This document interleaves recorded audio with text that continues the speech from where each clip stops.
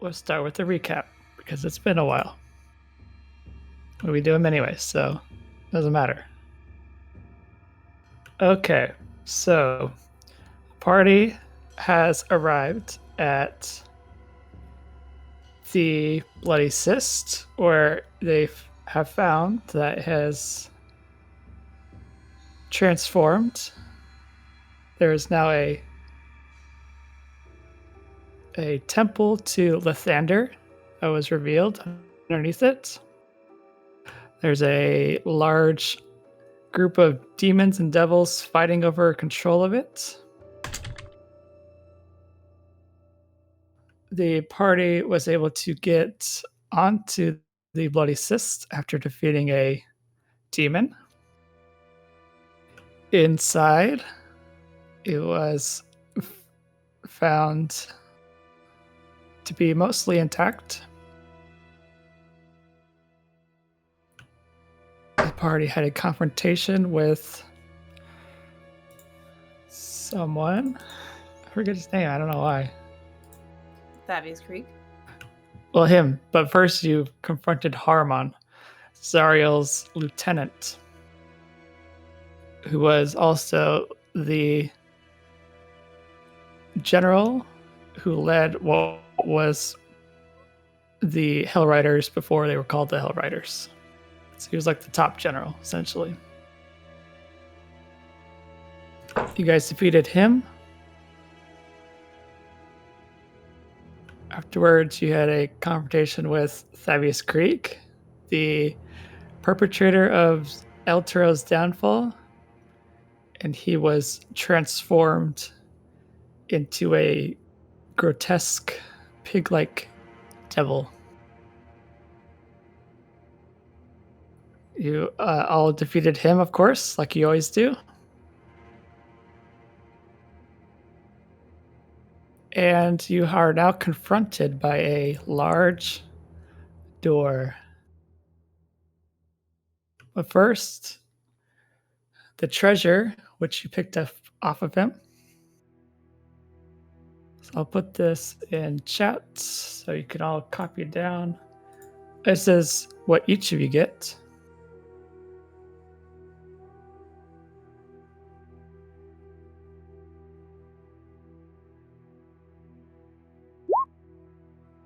So that's each of you. Get that amount. Nice. You also find a potion, a cape, and a large tome.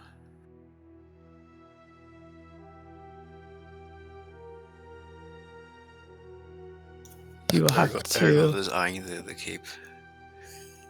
Of course, you'll have to rest to figure out what it is. Of course.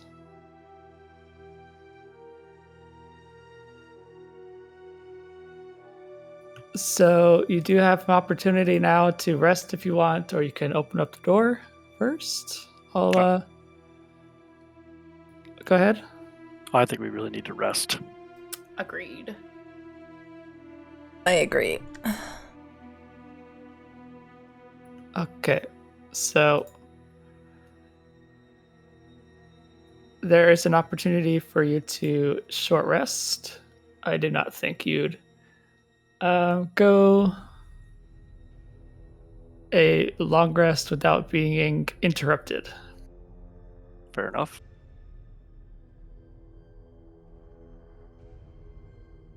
All right, so what you find after looking at these items. So the potion is a potion of clairvoyance. Oh, hi, everybody. The cape is a cape of mountain back. And the tome is a tome of understanding. What's that cape? The cape of mountain back allows you to move 30 feet, I think. It's kind of like Misty Step, but with a cape.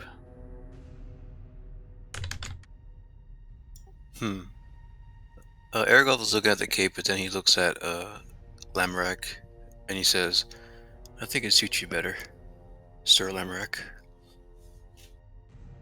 Lamorak sneers at this and says, "I never run from a fight. Perhaps it suits you better." Sweet, and he puts it on. As soon as the short rest start, Ruin goes and sits in a corner, pulls out his writing kit, and starts jotting notes furiously down. Takari is going to sit at the opposite end of him.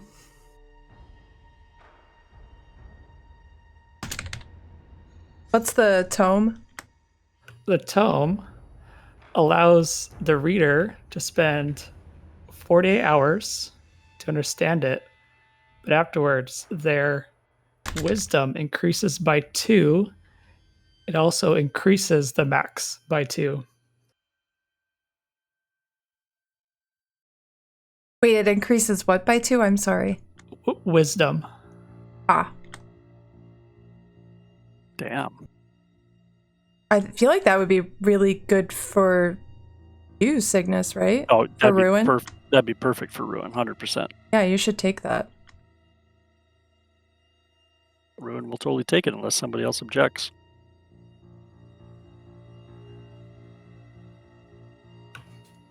It's not. And then finally, there was the item you got off of Haruman.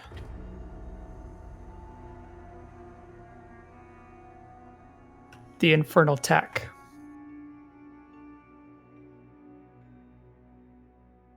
This essentially lets you, when you use it, you can call a nightmare What? to serve you. Flaming Hellhorse? Yes, I need 2 horses. Go on. So it remains for 1 day, or until it dies, or you do. And then you have to wait. Let's see what it says.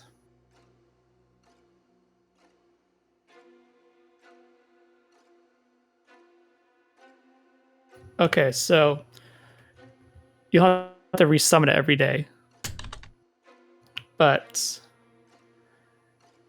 you will have to force it to accept your servitude. Oh. Remind me what a nightmare is. I know it's the horse, but like what is it? Fiend? It is a fiend. Yeah, woof. That's the deal breaker for old Lamorak, unfortunately. While I really, really want it, and chat says breeding pair. Oh no! Oh yeah! Oh god, it's the breeding operation all over again. I know, right? I'm not gonna call the I'm gonna call the horses. I hate horses. Yeah, let's be honest. So, Dora, do I essentially have double Misty Step with this cape? Sorry, it's like Dimension Door, not Misty Step. Okay. Which it's better than Misty Step. Allows you to travel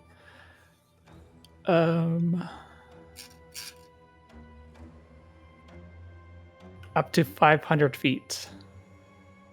Holy crap. Okay, cool. But it's like you have to say how far, like in a direction, and if you end up like going through a wall, you take damage. If you appear in a wall or something like that. Okay. Okay, so what are we doing with this Infernal Attack? Who's taking it?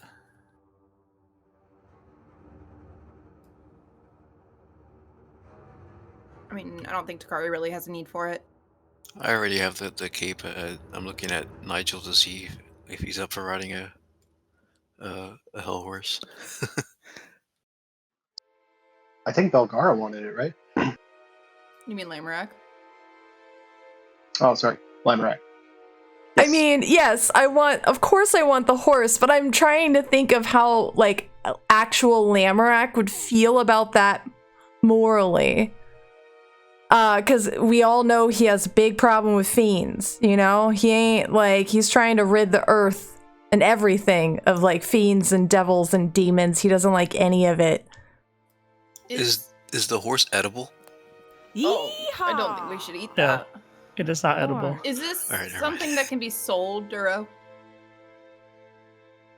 I'm sure there's a buyer out there somewhere. Would anybody, would the rest of the party want to sell it if nobody else really wants it? Because Takari doesn't have a need for it. I don't know. I don't think Ruin really wants it. Ruin has no interest in it. Yeah. The only reason why Ergoth doesn't want it is because he doesn't want to have like 2 items. He doesn't feel fair to him. Well, if no but one if it's else there- wants it, you yeah, should then take have it. Yeah. Have it. Yeah. All right, fine. I'll hold on to it. Also, why Is is it a Nigel being potion so or quiet? something? I feel like Nigel would really want another vehicle to add Yeah, I to know, his right? fucking arsenal. Nigel does want it, but like you mentioned, is kind of concerned with how Lamric would react to that. So he's a little apprehensive.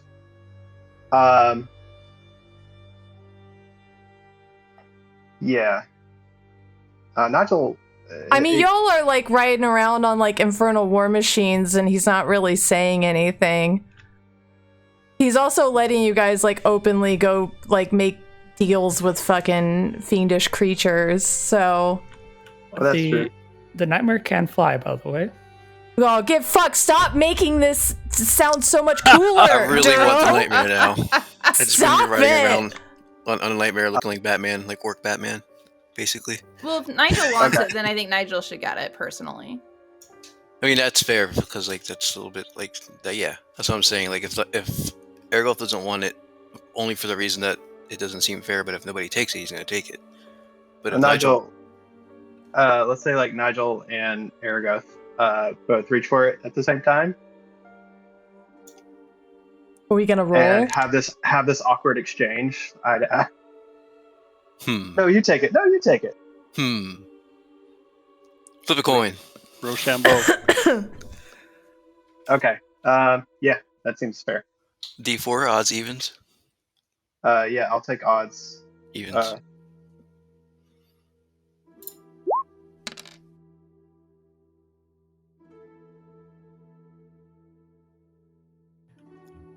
Ergoth wins. It's all yours. I'll share it. That's very nice of you, Aragon. Nigel says, "Just promise to let me ride on the back." I'll take it as a tool for the party. I'll keep it safe from Lamrack.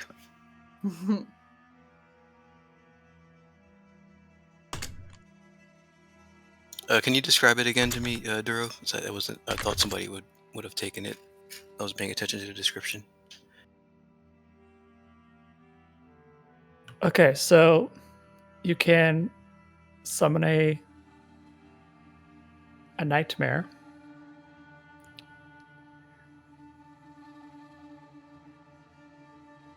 So use an action to call it, Okay. and then it'll appear within 20 feet of you. So then it remains for a day unless you or it dies. Is it an item or just like a? It is an item. Okay. It's like the reins or whatever. It's like the whole headpiece that you put on a horse. So this is a nightmare that already exists. So you will have to subdue it into your servitude. Oh crap! What does it take to subdue it? I guess I gotta break it. Yes, you would have to figure out exactly how that works with a Arcana check. You don't have to do it yourself. You could ask someone else to do it for you. I'll ponder it a little bit, and then if I can't figure anything out, I'll ask. Maybe later. Okay. Perhaps. Nope. All right. So did anyone else have any questions about what happened last time? No, I don't think so. Okay. Now I know Ruin wanted to do something. the start of this? Yeah, as soon as the short rest is over, we're all done with that. Yes, I believe so. We only got a short rest. Yes. Okay. Who wants the potion before I forget? Potion of Clairvoyance. Not Ruin. Takari will take it if nobody else wants Okay. it. So when the short rest is over and people start standing up and start looking at the door, Ruin stands up and says, I need to take care of some business before we move forward. And he walks over to Takari. I assume Takari's still sitting on the floor against a wall? Yeah. He looks down at Takari and says, communication does not come easily to me. I have little practice and usually little need. But there are things that must be said before we move further. I have written them down if you will listen. Will you hear them? Will you sit with me first? I will hear them out. Ruin sits. He nervously pulls a crumpled piece of paper out of his pocket and begins to read.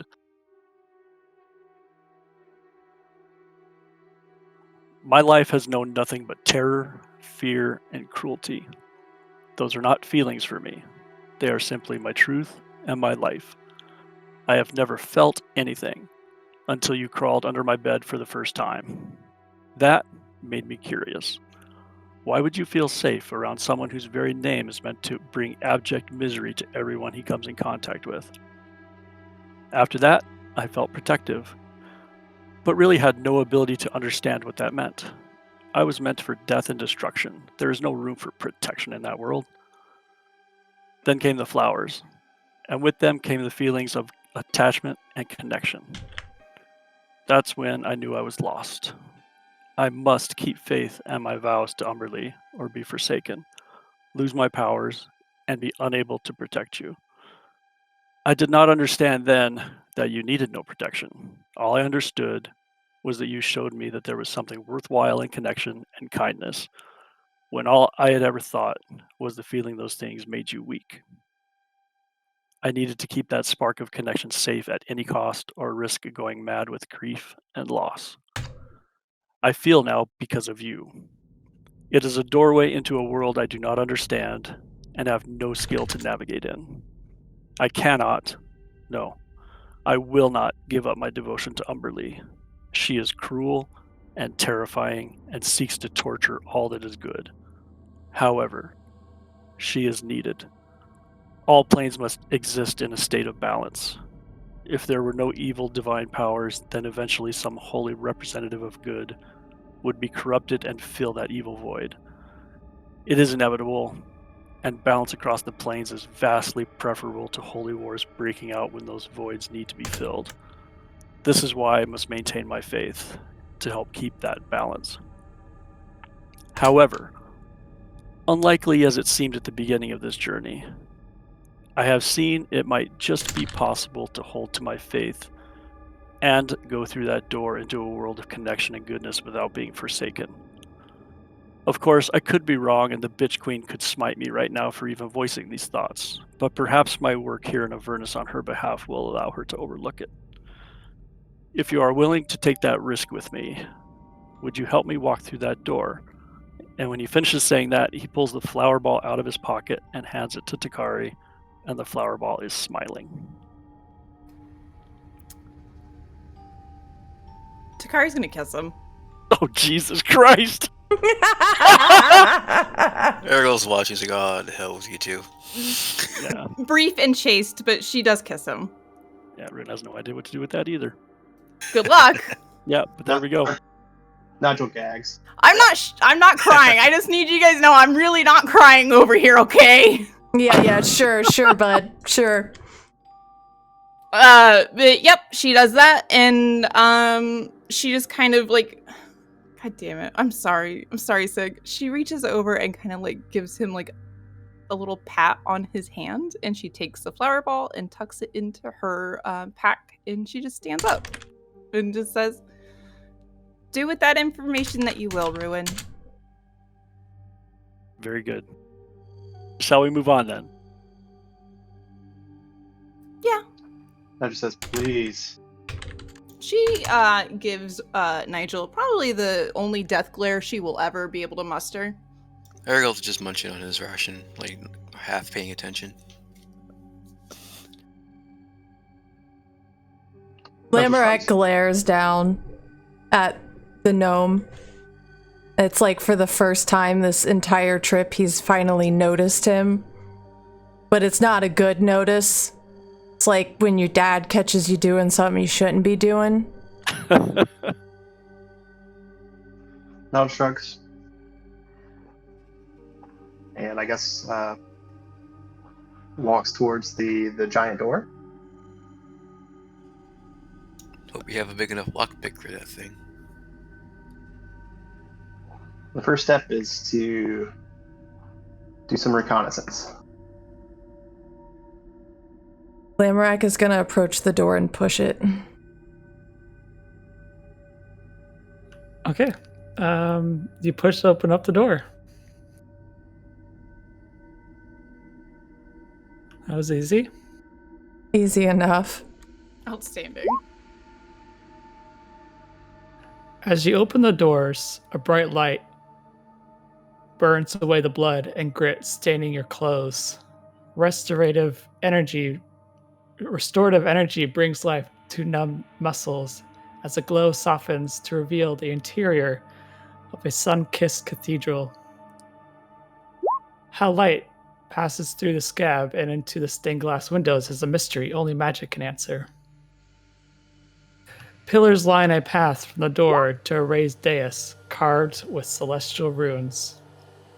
Embedded in a stone atop the dais is a glowing longsword of blue celestial steel.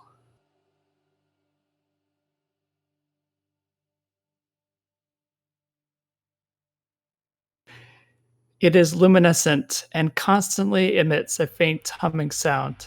It is delicate, yet its craftsmanship is well beyond anything you have seen before. The translucent image of a woman in her 30s, wearing plate armor and bearing a thin scar on her cheek, appears before you.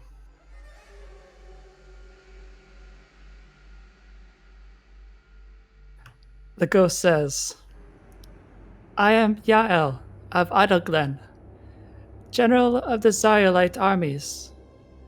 You have faced many trials to claim the sword of Zariel. I am sorry to say you face one more. As the inscription on the dais says, the hero who becomes one with this blade exists no longer. Which of you is brave enough to draw the blade and be gone forever? Go on. What do you mean going?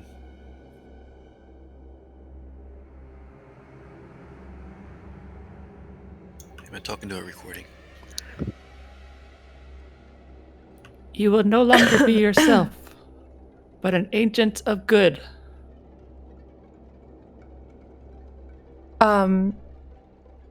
With her saying this, Lamorak is going to step forward and kneel before her ghost and kind of bow his head down in reverence to her and say, I wish nothing but to destroy these demons and devils, to save my great Elturel, no matter how broken she may be. Please, let me be her champion.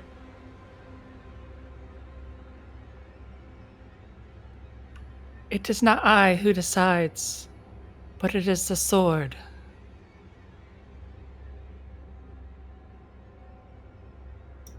Think you're gonna have to go for it, big guy. Lamorak's gonna stand and approach the sword. Nigel gives Lamorak 2 big thumbs up and a big grin. You got it, buddy. He's gonna attempt to pull the sword from the stone and be king. I mean, wrong story.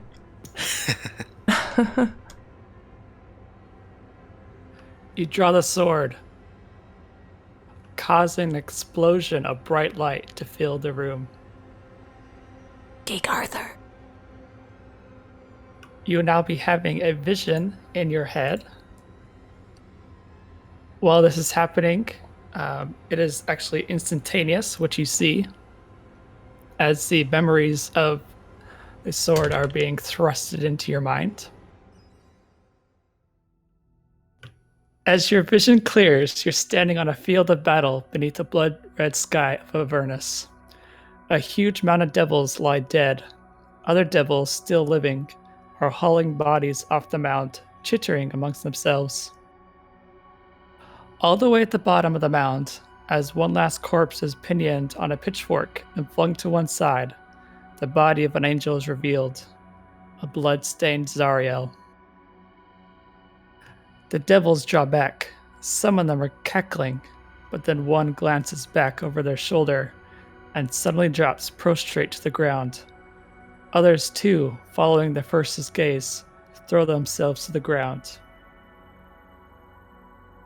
A tall devil with skin of maroon and crimson, dressed in robes of black and gold, strides in amongst the scattered corpses. He possesses of leonine beauty, with 2 almost impossibly long, dark horns curving gracefully from his forehead. The devil's eyes smolder as he looks down at the angel. In a smoothing voice of elegance and grace, he asks, "Where is her sword?" "Gone." Zariel chokes on the words. "Asmodeus." "Fetch her some water," Asmodeus says. They wait, simply gazing at each other. A few minutes later, the water is brought in a chalice of ivory and gold. Asmodeus takes the cups and offers it to Zariel. Zariel smacks his hand aside, spilling the cup into the dust and blood. Asmodeus smiles. "I look at you and I see that you were in despair. You thought you could make a difference, that you could end the blood war. But here you are on a field of dead friends. You look at me and I know you see malevolence.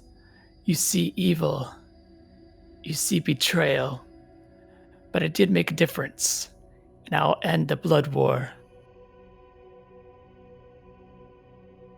All those eons ago at my trial, when I looked you in the eye and laughed, do you think I mocked you? No. I laughed because I saw you I saw you standing where I had stood before. I knew we walked the same road and you were just a few steps behind me. Look around you. Look at the dead, piled high. Do you really think this to be good? Do you think this butchery to be worthwhile because it was done in a noble cause? You know as much as I do that as long as this continues, as long as the dead are nothing but tallies in the ledgers of complacent gods, good is derelict. It is meaningless. It is feathery cupids cavorting on a celestial isle while suffering boils forth across the multiverse. I know you came here to kill demons. You think you have failed. I think you have barely begun. What I offer you is simple. A chance to continue our fight. Serve me and your crusade can still boil across the abyss and turn the great wheel into a new epic. Makes a good point, though. As Asmodeus speaks, you sense that Zariel and Asmodeus converse upon many different planes of thought, that this is but a mortal reflection of a myriad complexity beyond your grasp. When it is done, Zariel gazes upon Asmodeus for a long moment, an eternal moment, and then she reaches out her hand I accept. As their hands clasp, they explode with a blinding golden light. And that is where your vision ends.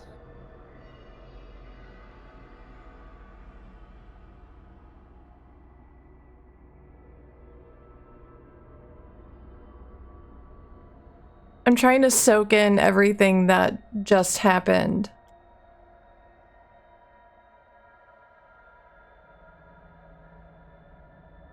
I don't know how Lamorak would feel about that. I don't think he would agree. But he's also immortal. True. So I feel like that concept would be really hard for him to grasp. I think things are very like cut and dry, black and white in his mind. Right. And fighting a battle for like fiends is just, I don't know, I feel like that's so out of his comfort zone that he wouldn't accept it.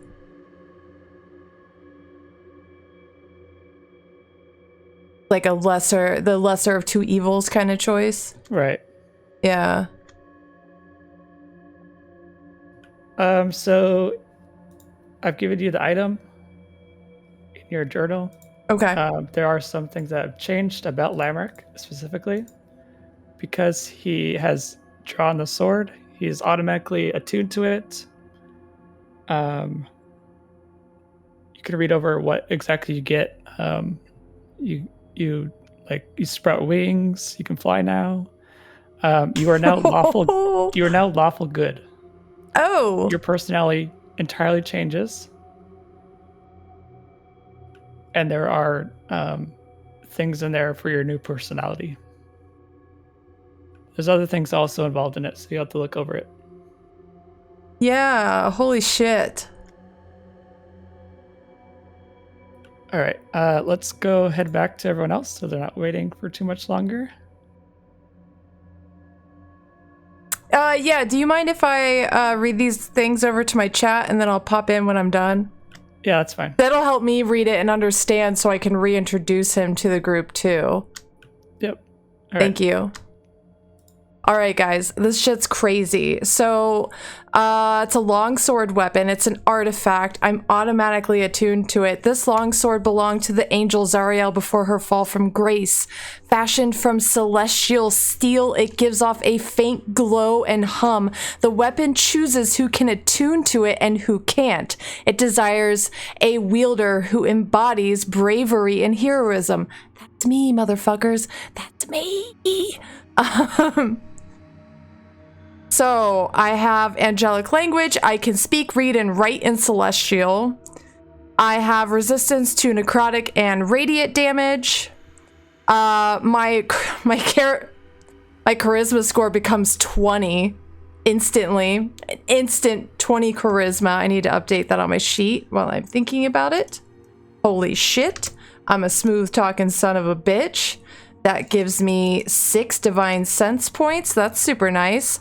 Feathered wings. I sprout a beautiful pair of feathered wings that grant a flying speed of 90 feet and the ability to hover. If you already have a different kind of blah, blah, blah. I don't have wings.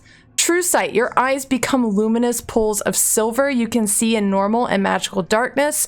See invisible creatures and objects. Automatically detect visual illusions and succeed on saving throws against them. Perceive the original form of a shape changer or a creature that is transformed by magic. And see into the ethereal plane. All within a range of 60 feet. I'm a fucking badass, just in case you all were wondering. New personality. I gain new personality traits determined by rolling on each of the following tables. These traits override any conflicting personality trait.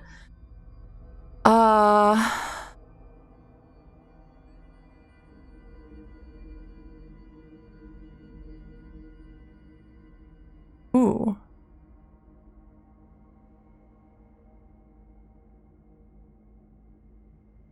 Oh, wow. Okay, so I gotta choose from those, I guess. Yeehaw! For the power of Grayskull, thank you so much. God damn it, thanks for the 1,000 bits. Oh, thanks, Seagull. Holy light. The sword sheds bright light in a 5-foot radius and dim light for 5 feet. Fiends find the sword's light disconcerting and painful even if they can't see it and have a disadvantage on attack rolls made within the weapon's radius of bright light. As a bonus action, you can intensify the sword's light, causing it to shed bright light in 15-foot radius, an additional 15 foot of dim. The sword has 2 minor beneficial properties, each turned by rolling on them. Oh. Okay. I have a proficiency in religion now.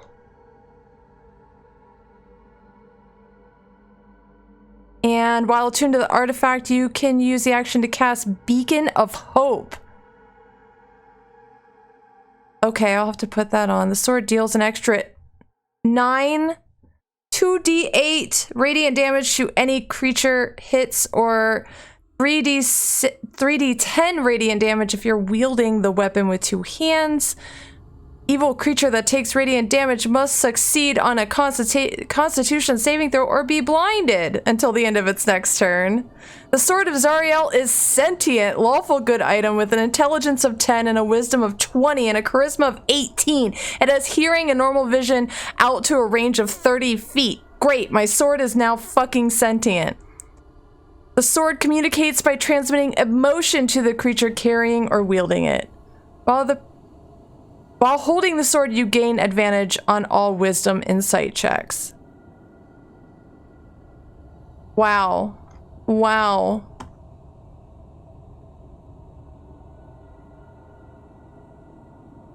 Okay, let's get back in. Are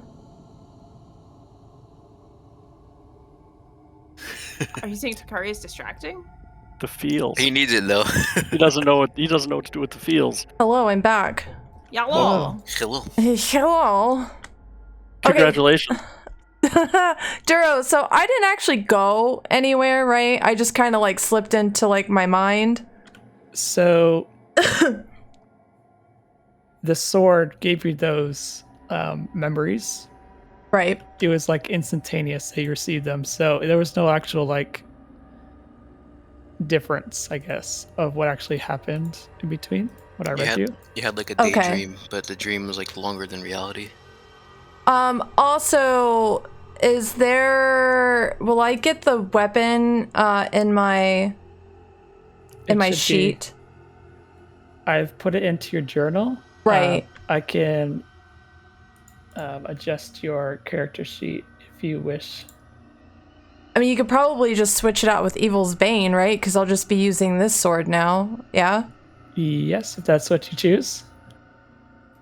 I do have a really important question about Lamorak now. Yeah.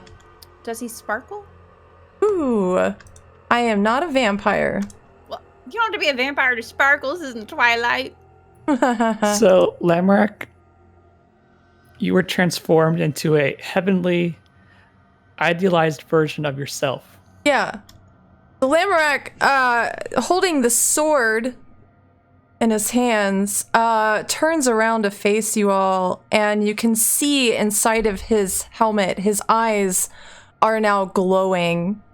And they're this, like, beautiful, like, silvery, celestial glow that has pretty much replaced any color in his eyes now. And he, while still being, like, kind of a tall, commanding person, there's maybe a bit of a softer aura about him. He doesn't feel so rigid and so stern as before. And from his back, you see these large spectral wings kind of unfold and open up and lifts him off the ground, and he is just hovering before you guys in silence. So he sparkles. All I gotta say is, but Gara would have pulled it off way better. Oh, I'll be quiet. That's what Ergo's thinking. Takari's just gonna sort of watch in awe and then like glance back and forth between Lamorak and Ruin, like almost trying to catch Ruin's attention, like What? Rowan's unimpressed. Totally unimpressed with it. Nigel starts golf clapping. Amazing. Ergolf's just nodding, and he's got like a little bit of like a hope in his smirk.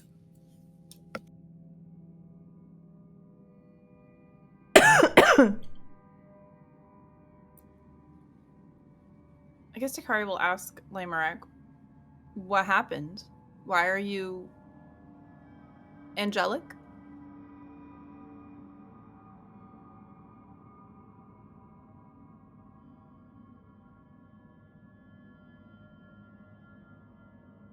Sorry, 1 second.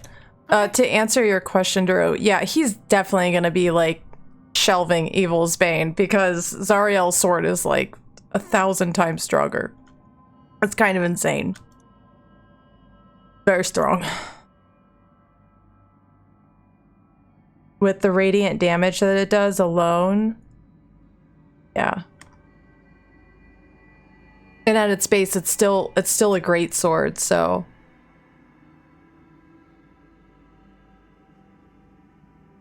Okay, Read my note before you say anything. Oh. What did you ask me again? Takari just asked what happened.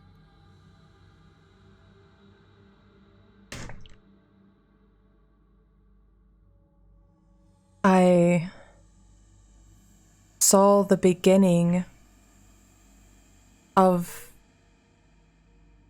what Zariel is now.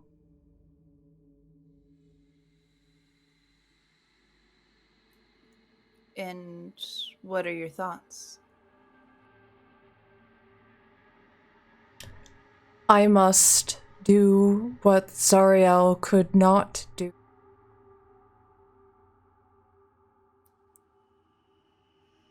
I see. And she sort of knits her brows together and says, well, what do we do next? Yael speaks to you. Even though Zariel has fallen, there remains a faint glimmer of hope for her salvation. A fragment of the devil's former self still lingers with her in her sword.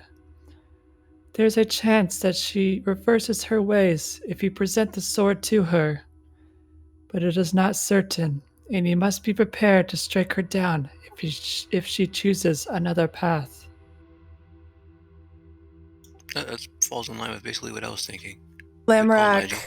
Lamorak nods to her and says, I will do what must be done.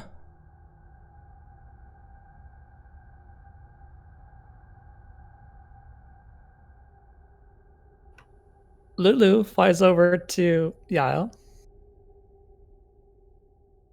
I assume Lulu's with you guys. If she's not, Yeah. how she is. Of course she is. Yeah. Lulu do whatever she wants.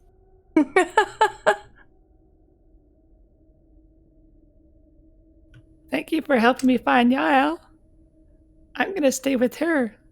I trust that she'll be able to save Zariel. I will do my best, Luke. I can promise you. Yeah, Lulu, I'll try a little bit harder than I was expecting to try.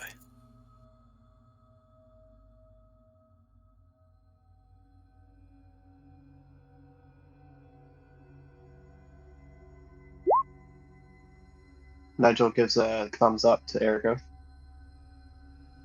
Fist bump. God. Fist bump.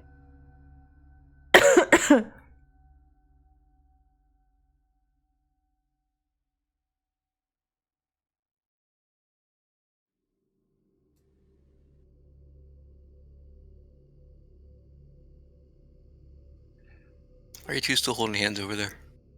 Yeah. Mind your own damn business. Duro, Nigel wants to talk to Yael if there's a chance. Yes. Yeah, hi, it's nice to meet you. My name's Nigel. I was hoping to get some more information on what exactly happened to you and to Zariel. As I understand it, you fell to uh, some type of demon lord named Yenogu.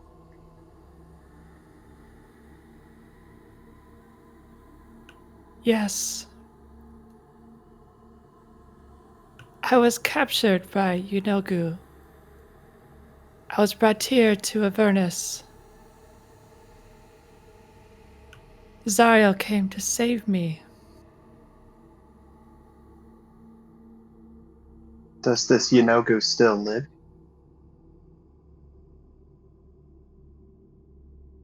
Yunogu is very powerful. He is not easily defeated. I am sure he's out there somewhere. Who would be more powerful, Zario as she is now, or Yunogu as he is now?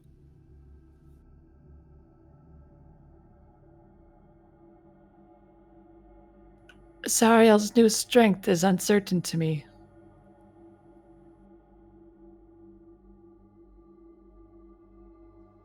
How receptive do you think Zariel would be towards fighting on our side?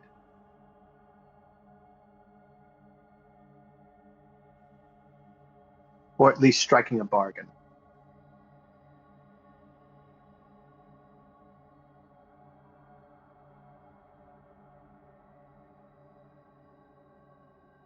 It is hard to decide what Zariel now thinks. But if you were to remind her of what she's truly fighting for, you may be able to convince her. That had been my intention since the first vision we had of her. Yeah, I believe you were very important to Zariel. Is there something that you could give us, perhaps a memento, that might aid in any persuasive attempts that we make?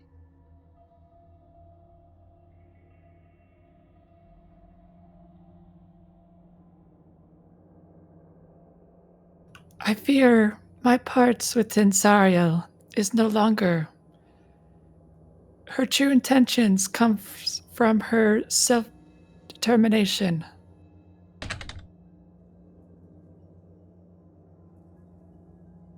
I think if we can keep her determination in the same direction, but on our side, and on the side of good, and maybe on the side of her redemption,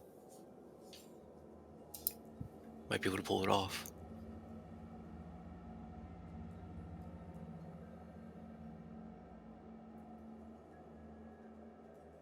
Especially with this guy. And he kind of thumbs over to Lamrek, angel warrior of whatever god.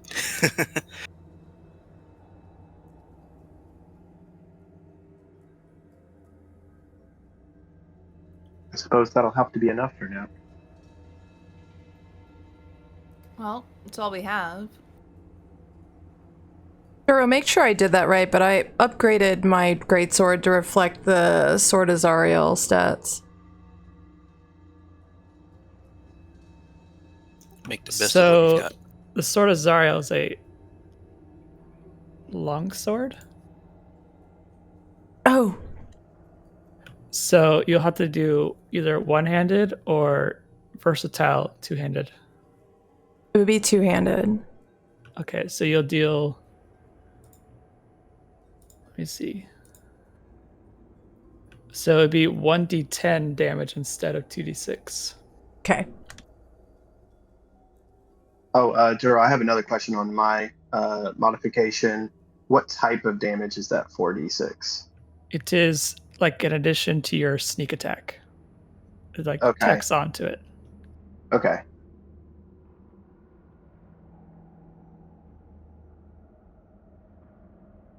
So that'll just be the first time you ever strike an enemy in an encounter.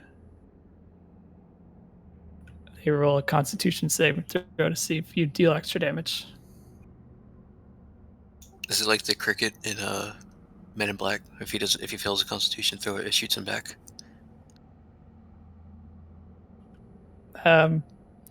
No. Wait, did he say he has to do a Constitution saving throw, or the enemy? No, the enemy does. Oh, okay. I heard it wrong. Sorry.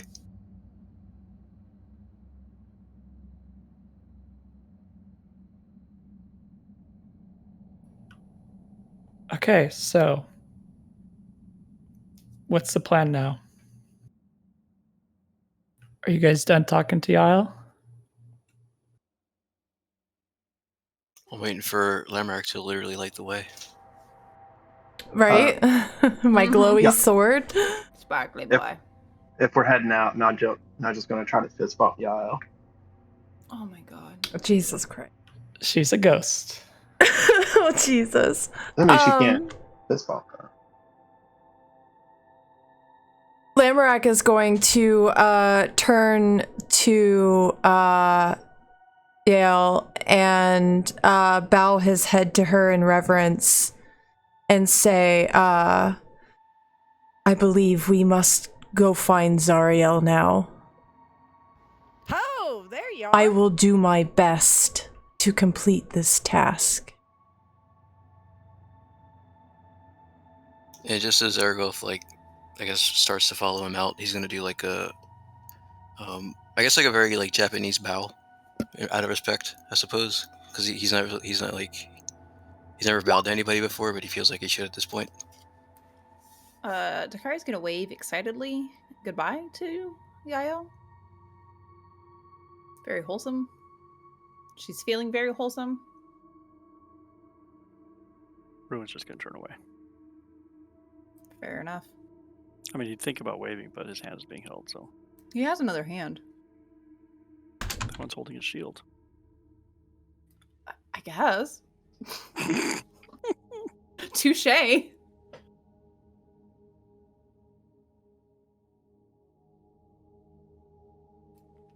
So I guess we're off to go find Zariel.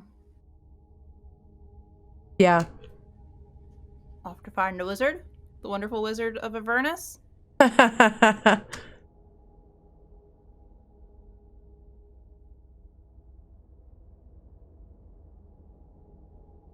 Okay, just so I got it clear in my head. So we're off to go to Zariel. Hopefully Zariel can give us the other half of the contract. And then there's a whole thing about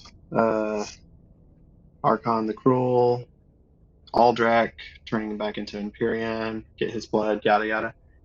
Is that correct? Yeah, that sounds about right. Yeah, you guys have a few things you can strive towards.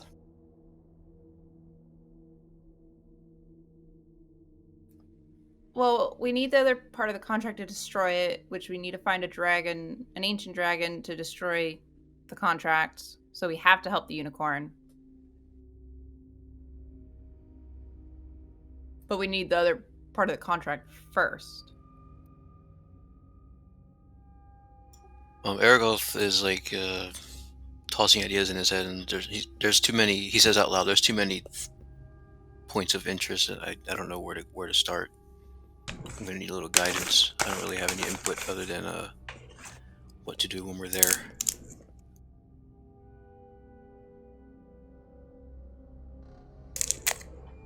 Did we want to do anything with that Batorian steel? Hey, that makes sense. We should probably gear up a little more, shouldn't we? Yeah. Is your name still Lemrak? He's looking at shiny angel Lemrak.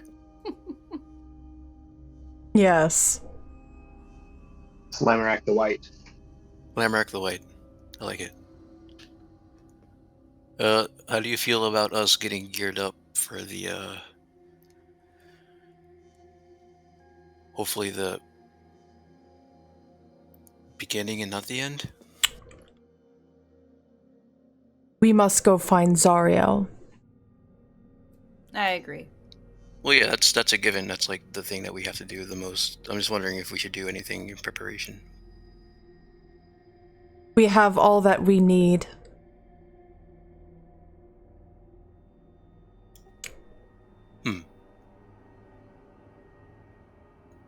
What about Where is Zariel? What about a vote? Do you accept democracy, Lamarck the White? What do you need?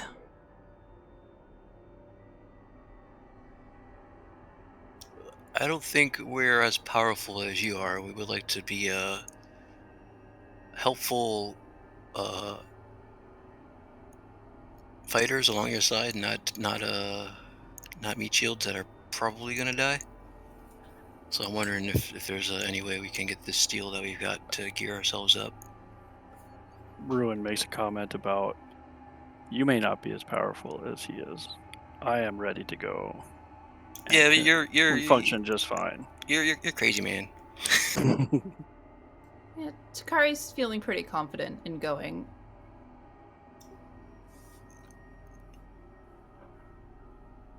Nigel? I am along for the ride. Yeah, so am I. Let's head on to Zariel then. Yeah, I guess I can just teleport if I get scared. All right, let's go. Oh my god. Same. Okay. Definitely in Thieves Can't. Yeah, Nigel says first sign of trouble, we're out, right? In Thieves Can't. Perhaps. Live to fight another day unless everybody dies.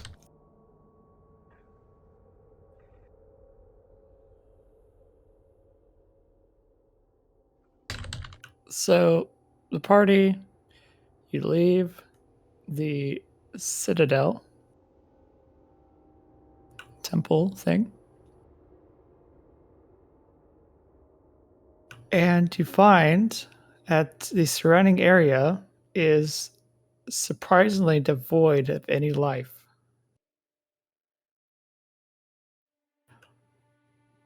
Just over an hour ago, it was bustling with demons and devils fighting over control. They have now scattered.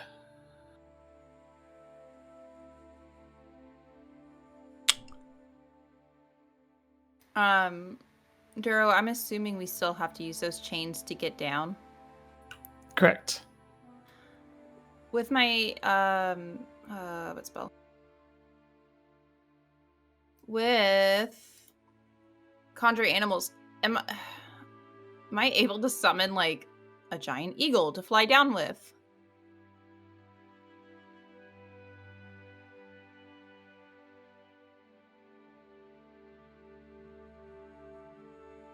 One second. Okay. So you can summon one beast of challenge rating 2 or lower. Mm-hmm. Yeah, you can. So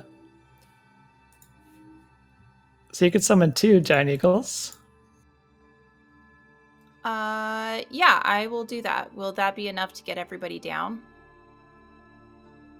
How much can a giant eagle carry? Yeah, that'll be enough. Okay. So Limar can fly himself. And then Yep. 2 for each other. Also, I'm not riding Takari again because she officially has a boyfriend, so that's how. Probably smart for your life.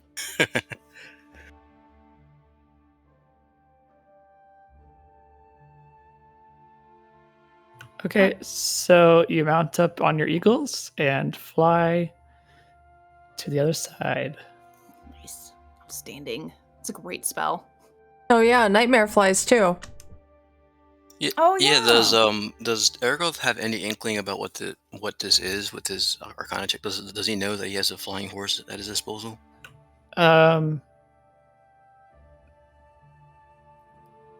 So you know that it summons a nightmare, but you don't know anything about them. So you have to have someone who knows about fiends or has arcana to figure out what you can do to find it to your service. It's gonna be really interesting if you summon that thing in front of Lamorak.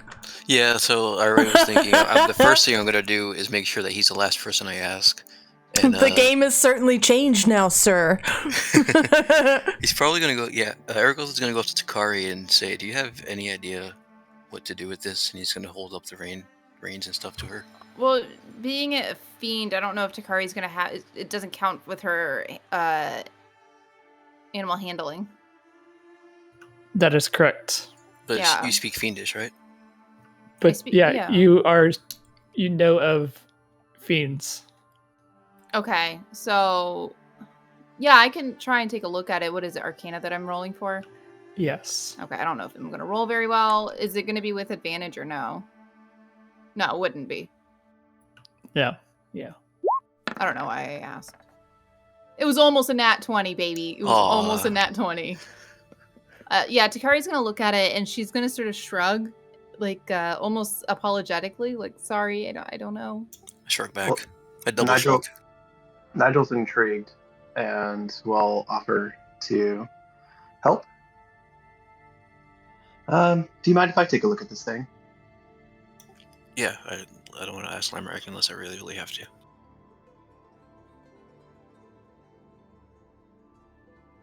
All right, Nigel, you can roll Arcana. Okay, so in order to tame this nightmare, you must completely dominate it. You must beat it in a duel. Well, that actually sounds kind of fun.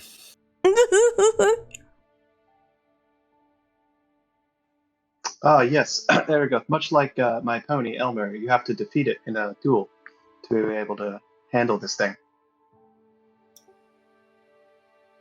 It was a battle of wits for me, though. See, I would probably try it if we weren't already about to fight something that can kill us probably 4 times over. I want to go into this fight as strong as possible. So fighting this nightmare. Yeah, I'm putting my money on a nightmare too, Ruin.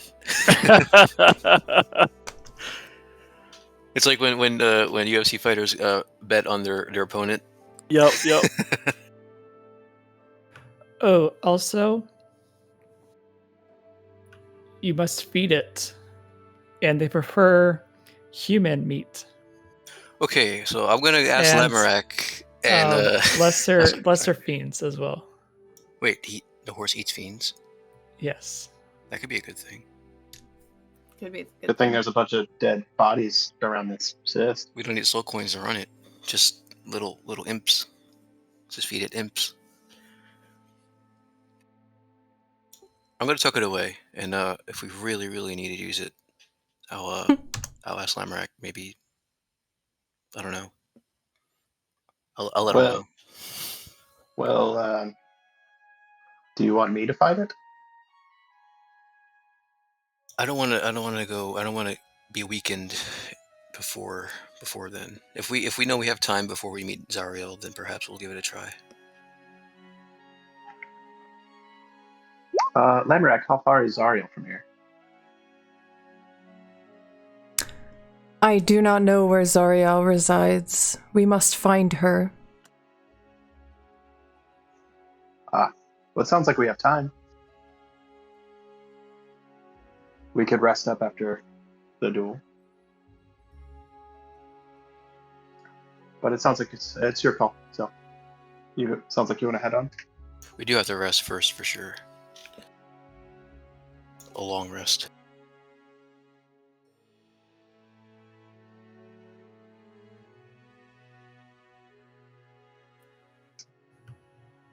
So, it sounds like we're moving on then. Mm-hmm. Yep. Takari's already on her eagle waiting. Oh yeah, I thought we got flown down already. Oh yeah, she's Yeah. She's just chilling on the eagle. Yeah, Nerdura, did you say that we all had like a way to get down with the eagles, and then Lamerack could just fly down? Yes, yeah. that is what happened. That's the canon in my head. Okay, so you guys can get on to the war machine. That is your prerogative. Yep. Ruin's gonna get on there and get out the Tome of Understanding and read it. Yeah, Takari's she's just gonna sit next to Ruin. Let's be honest. Yep. Yeah. Okay, Nigel's gonna take the hog this time. Okay. Now, which direction do you want to head? And we don't see Zariel's flying ship in the sky where we are. Oh, she has left. Oh, she's left. Right. Okay.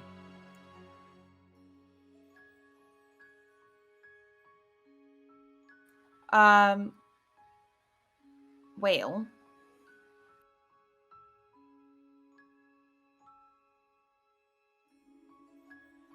Marigold is gonna look at Lamorak and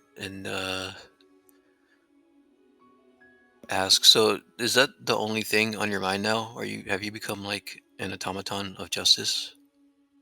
Is there any way you can diverge your path a little bit to,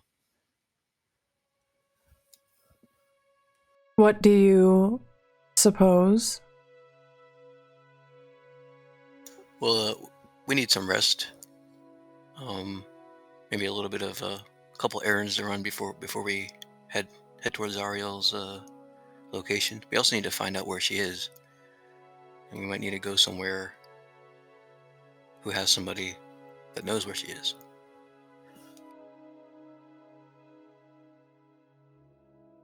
Would we have any idea of like where to start in asking Duro? Nigel has an idea. We do know a powerful wizard here, Mordekainen. I'm sure he could scry locations. Could we get the map up?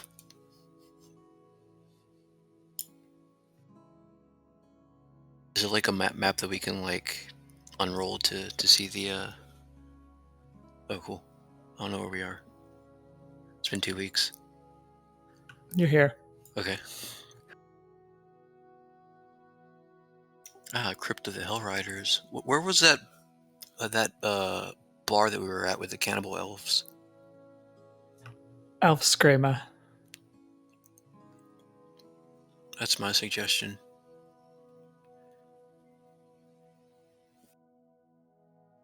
To go to the bar to get more information. It's usually the best place to go to get information. And we kind of own that bar now. Not really. The elves own it. The elves own it. Yeah, they own it. We're the philanthropic owners of nothing.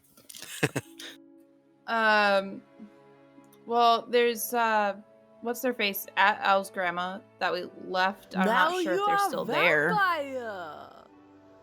Darlin 55. It'd be a place of get rest, weird. at least. And it's relatively close. There's another option, if you can think of it, that I'm thinking of. Nigel, what were you thinking of? My suggestion was to go visit Mordekainen again, the powerful wizard who could cast a scrying spell, perhaps. That seems pretty straight to the point. We can give that a try. Would the Orb of Dragonkind work? Because I can scry with that. That would be another more efficient option. Yeah, cut out the middleman. Let's find out what Zariel is first, and then decide what we should do. Does that work, Duro? I can find Zariel that way? Let's see what the spell says. It doesn't say anything, it just says scrying. For me. All right, I'm looking at the spell real quick. Okay.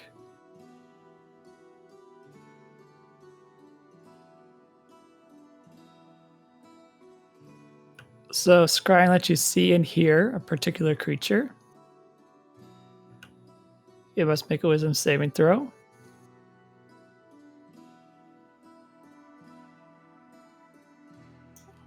I kind of doubt it's possible for us to scry on Zariel. She's probably too strong. I mean, it's worth a try. Yeah.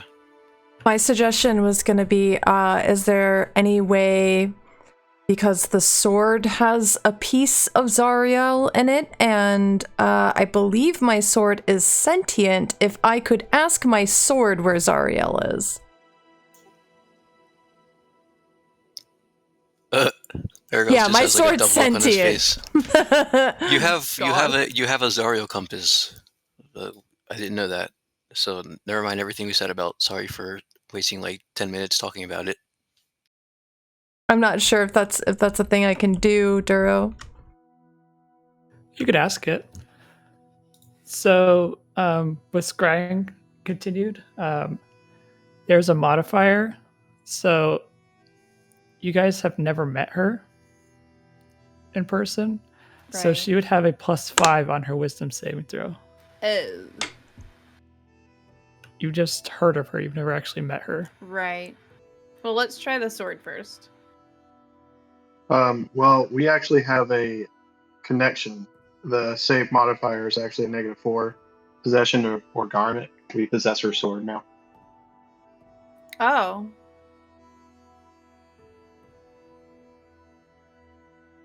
Okay, so judging by how the sword communicates, I'm going to close my eyes, and as I'm holding the sword in my hands, I'm going to think this question to the sword of asking it if it can take us to Zariel.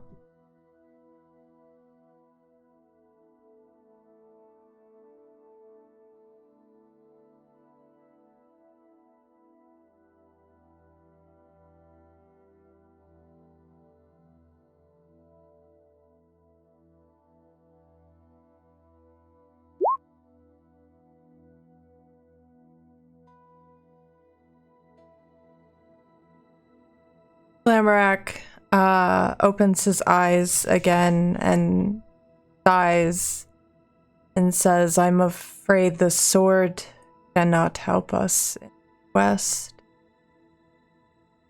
Well, I think it can if we can use it to help scry, at least. Oh, hi, everybody.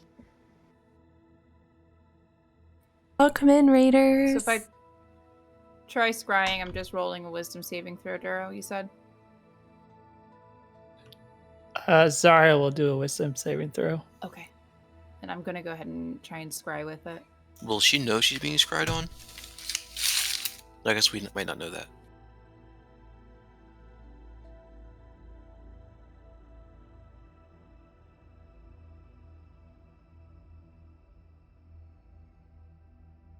If this fails, we could take it to Mordekainen, who could arguably do a better version of the scrying. Well, actually, I'm thinking of the worst case scenario where that is if we scry on her and she knows that we're scrying on her and she just finds us instead.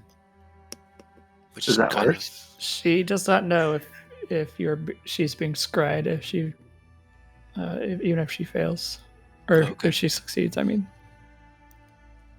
it would be. I mean, it would be the worst case scenario, but also what we're trying to do. Oh, there you are.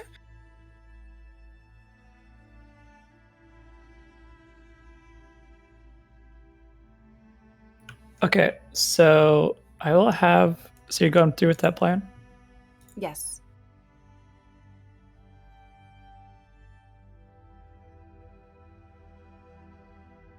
Okay. Ooh. Um. She literally has to roll a 1 even just to even save. So let's see. I'm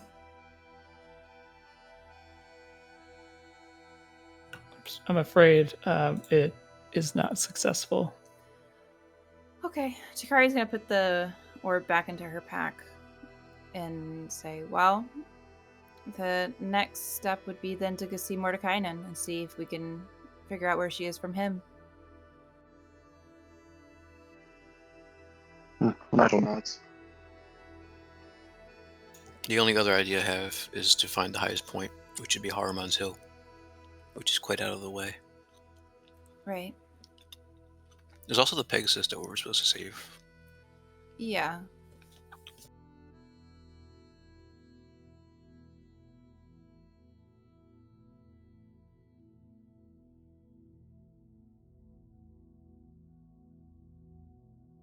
Okay, so off to Tower of Erm.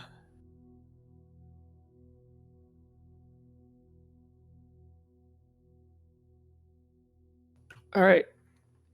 You fuel up the war machines. Yep, put a couple of soul coins in. Mm-hmm. Why didn't any of us ask Gail's ghost? Is it too late? No, you can go back. Were we gonna ask her if she knows where y'all? If she knows where Zariel Yeah. is. I mean, she is a ghost. I think I asked before we left. I think so. Oh, Yeah, okay. she said she couldn't help. Yeah. Ah, okay.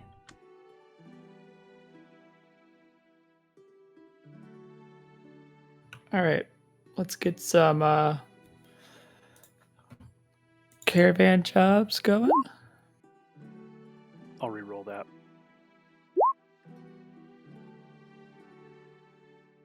I'm rolling survival, right, Duro? Yep, for food. Yep. Okay. Oh, Ruin, aren't you studying the book? Well, I'll do the survival first too. Okay. That's You why I can had do to that. roll twice. What am I rolling again? You are rolling perception. Ho ho ho. I imagine Nice. since Ruin's navigating, you could probably just look up once in a while and say, "Yeah, you're going the right way." True. Nigel, I'm just as stealthy as you now. Tight. Okay.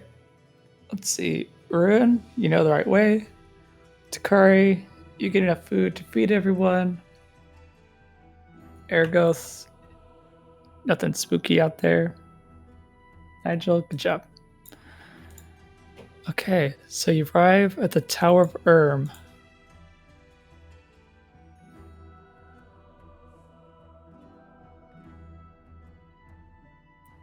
I'm assuming we have to go speak with that ferryman again. You would suppose correctly. Yeah.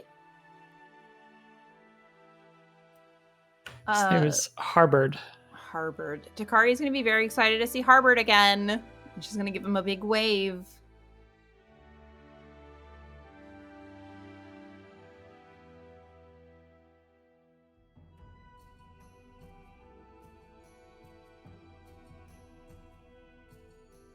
Sorry, we have to pay him to cross, Now right? you are vampire.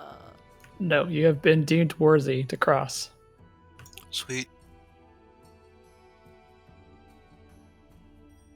Okay, so you arrive at the Pools of the Damned, where the dock is located, and you see Harbord out on the pools. Now you are vampire. Nigel drives his hog back onto the war machine. Hopping off, Takari's gonna immediately walk up to Harbord and say, "We're back. We're here to see Mordekainen again." Harbord takes notice of you. He waves his hand, causing a gust of wind to pull the boat to the dock.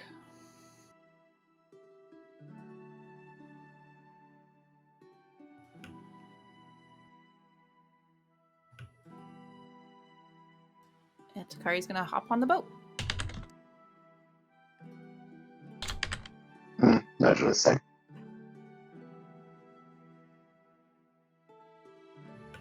Okay, so everyone gets on? Yeah, Lamorak's gonna be a bit of a show off and just kind of like hover across the water. Float ethereally. Yeah, very ethereally. Oh, goodness. Him's the angel now, don't worry. Angel boy. Okay, everyone gets on the boat.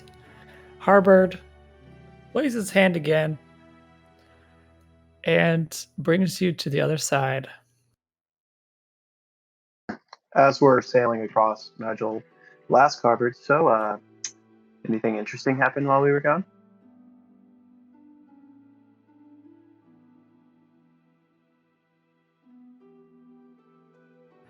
Cannot say the least, seeing as how I sit on the pools all day. Didn't happen to see Zariel's ship fly by, did you? Can't say I did, and if I did, I would not have noticed.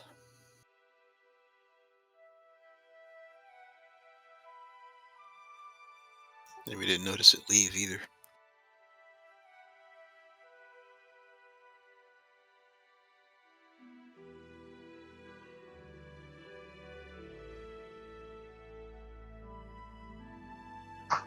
That's a cool spell you have with the wind.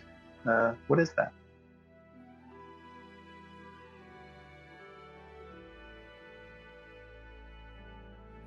Just not a spell, it is the abilities all my kind share. Ah, yes, interesting.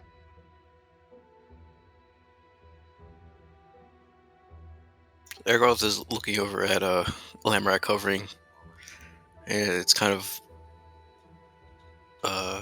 like the stark contrast of Lamrak against like the bloody hell, ocean, water, and sulfur. And then I just remember the Pegasus, so he's just gonna kind of like off to the side to Lamrak say, "How do you feel about saving a Pegasus, by the way?" Pegasus is celestial, right, Duro? Correct, it is one of the lesser celestials. I believe if there is a Pegasus in need of our assistance, then we should do our best to save it. The creature of good. Yeah, I agree. We kind of forgot about it. There's a lot been going on.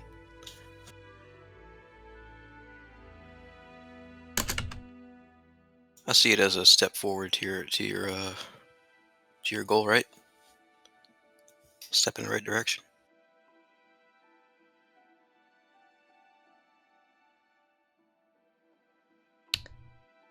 My goal is to rid this world of all that ails it.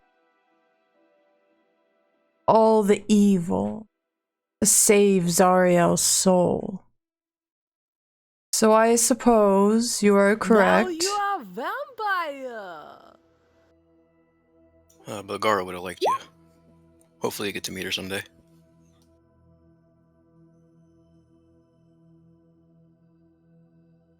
What are you talking about? She's right here.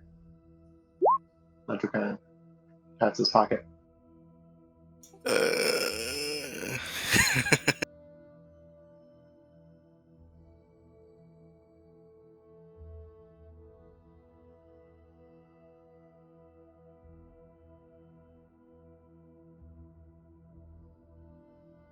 You two still holding hands back there?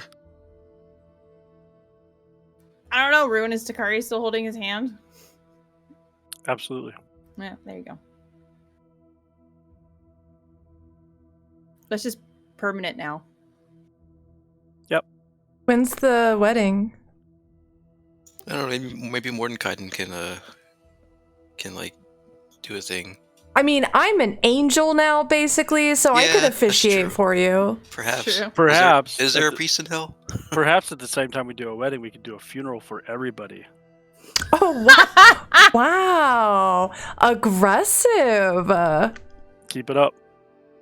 I will, sir. Now you are vampire. There is a ceremony spell, by the way. Of course there is. When in doubt, magic.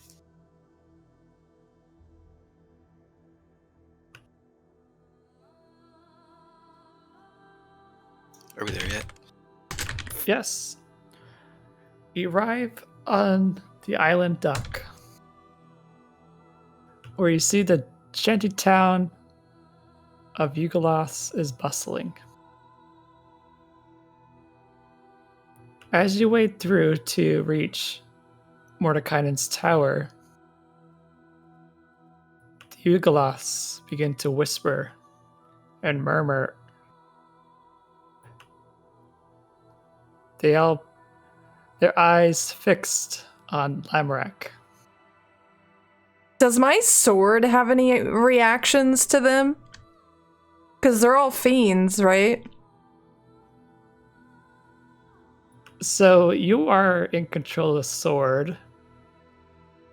Yeah, Oh, but it is sentient. That's why I'm asking. Okay, what you mean? What Zariel's reaction to it is? Yeah.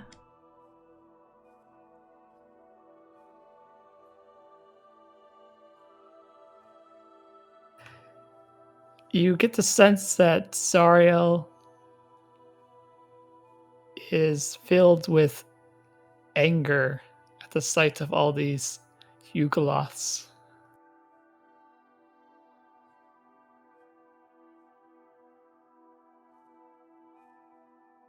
Yeah. Yeah. So am I. You said they're all watching me? Yes, they are watching you and ensuring that they stay a good distance away from you.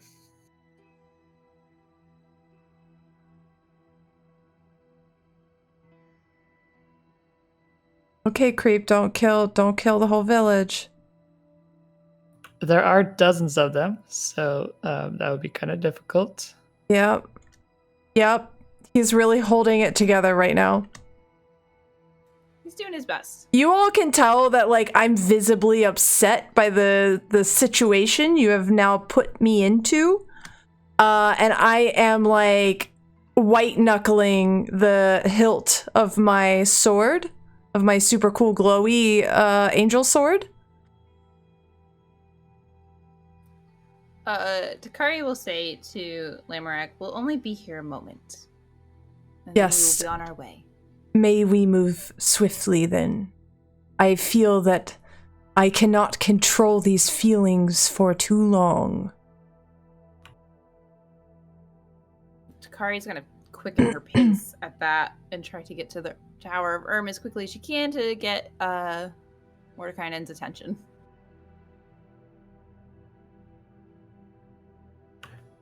Well, you're in luck. Mordekainen happens to be out. Well, his disembodied giant head is out of his tower at the moment, Nice. giving orders to the Yugoloths below his tower.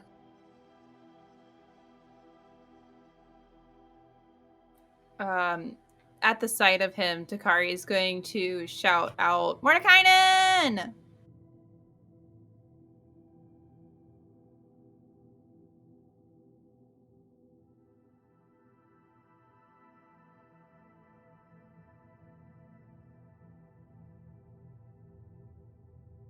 Mordekainen's eyes widen as he hears your voice from above the crowd. He looks over and sees Lamorak in his glory, I guess. Yes, you're correct. Very glorious. The Yugoloths that were paying attention to Mordekainen see his reaction and turn around,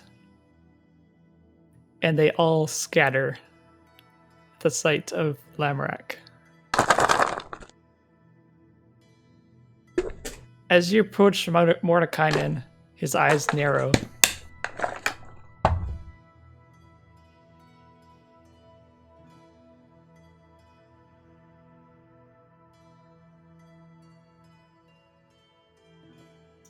Sorry, didn't mean to steal your spotlight.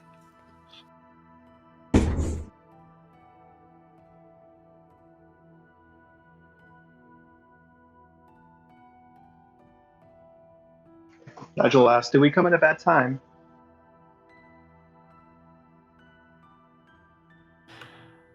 No. He looks confused. Lamorak is going to lift off the ground and fly up so that he is eye level with Mordekainen.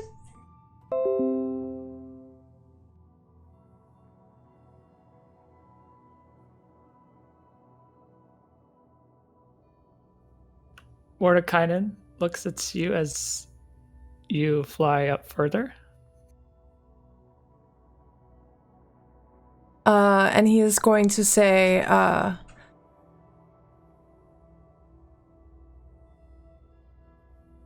wait, He wasn't there. Has he met Mordekainen?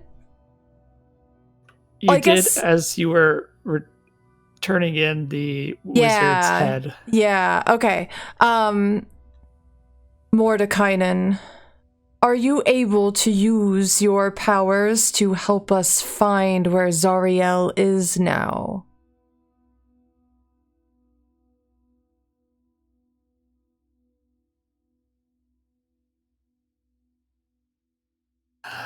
Finding Zariel's tricky business.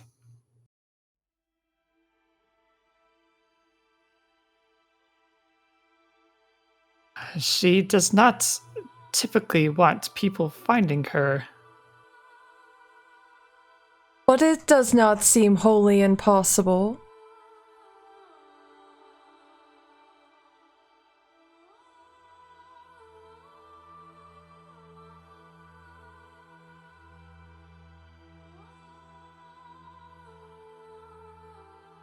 Can I do a little bit of an insight roll on Mordenkainen just to kind of Sure, go ahead. gauge his mood? Like, the eyes narrowing kind of, never mind. He's a floating Oblivious. head, I think. You believe everything he says. You are now Mordekainen's biggest follower. Oh no.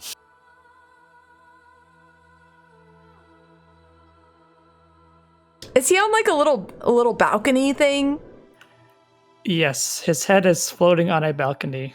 It's like a Wizard of Oz situation. Okay. Yeah.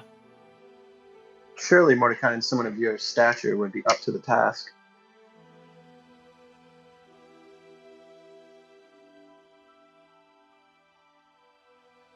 You must understand my position. And what is that, Mordekainen? The less I interfere in the multiverse, the better.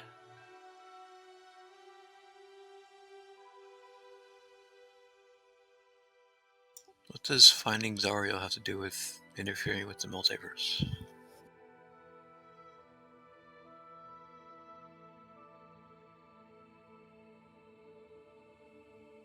If you cannot tell us the answer we seek, then perhaps you can direct us to someone who may, or somewhere.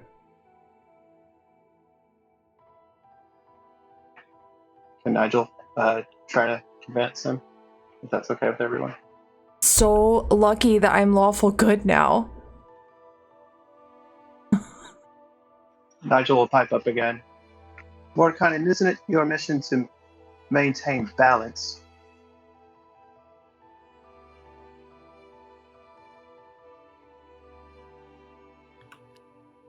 You understand only a fraction of what I know. Little one.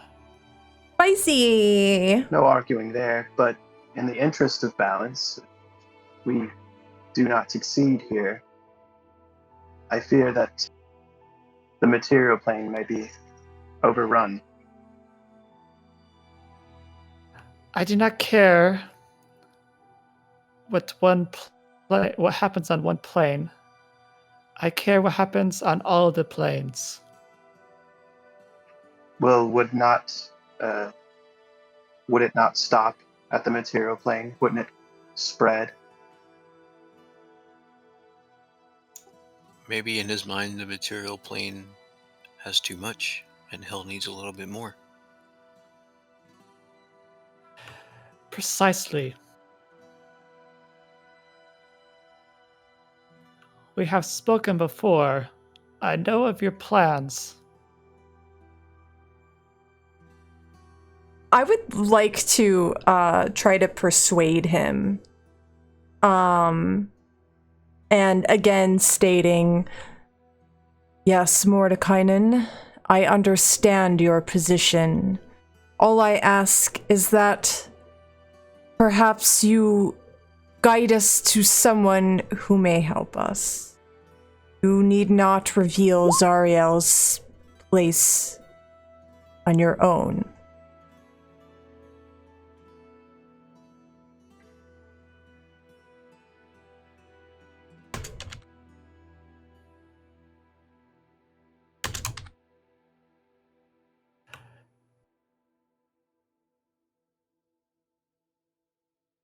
This is the final time I will be helping you. Seek out Katya in the Wandering Emporium. Oh wait, what? That sexy devil chick?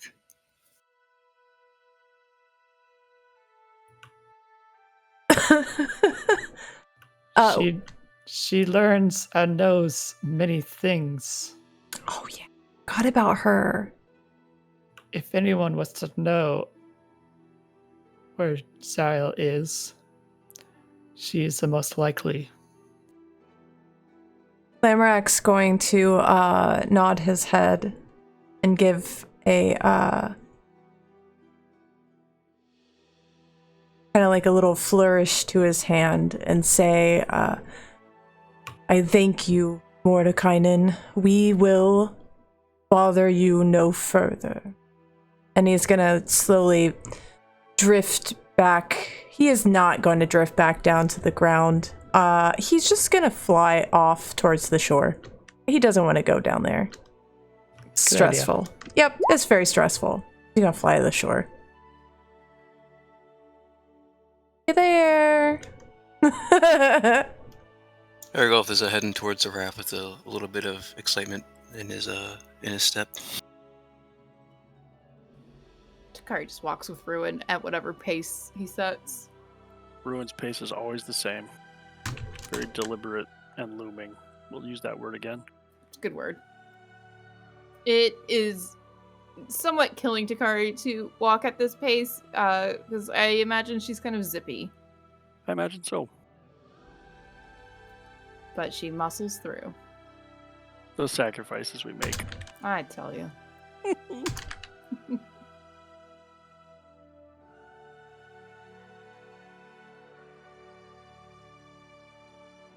And she'll offer him another flower. I'll take it. New flower ball.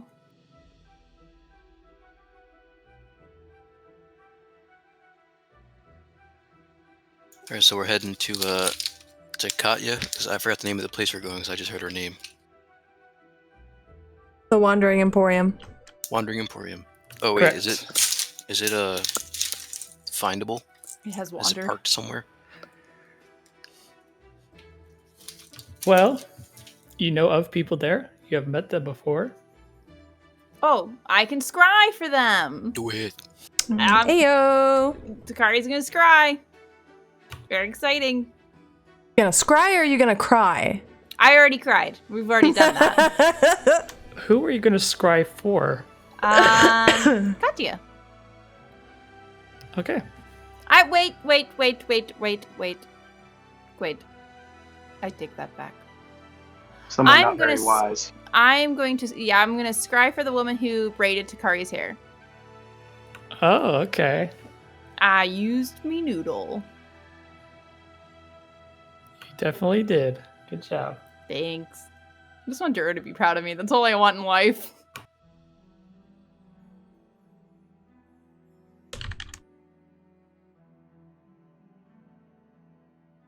Okay.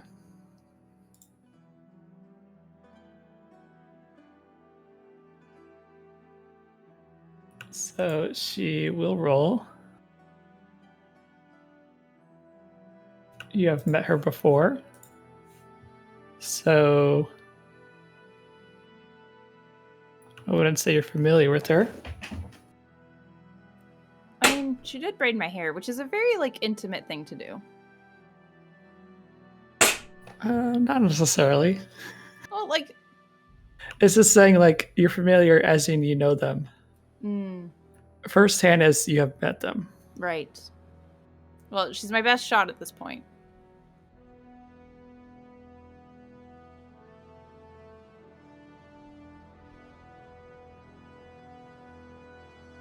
Do you still have the accoutrements she left in your hair, by the way?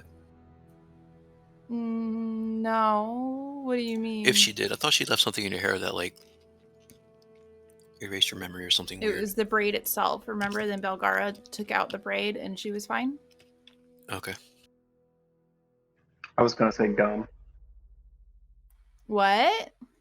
She left gum in your hair. Oh, I thought you were calling me dumb. No. I That's what thought I you were heard. gonna die for a minute. Yeah. I got nervous. Okay. You find that she's actually just northwest of you. Outstanding. Well, I point in direction of Mordekainen, and I say this way. Let's see, what was her name? The lady. Braid lady. I don't know if you ever gave her a name. That bitch. You just never asked. Rachel. Fair enough. Rachel. Her name is Bernie.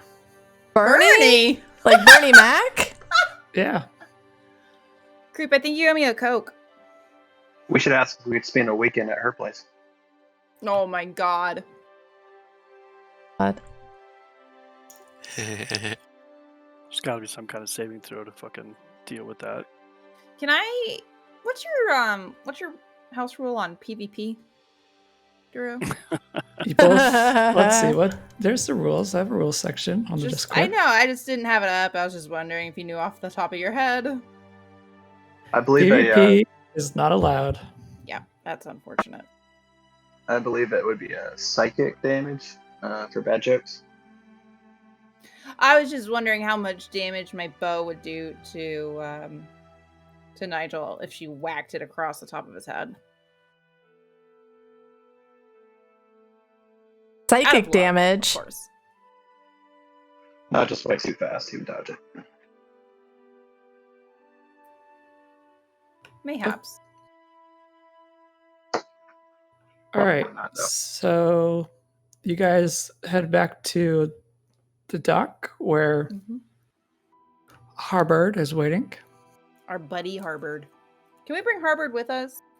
You can say no, but I would really like it if we could. Yeah, he's kind of like stuck on the water. Damn it. I just like him. He's a cool guy.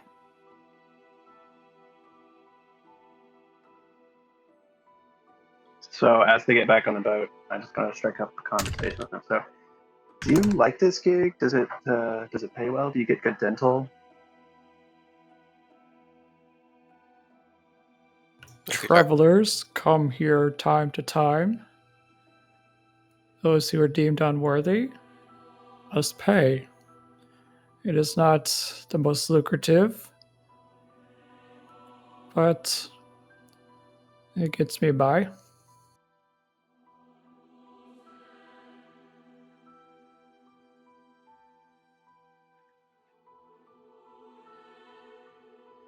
So you hold on to those coins?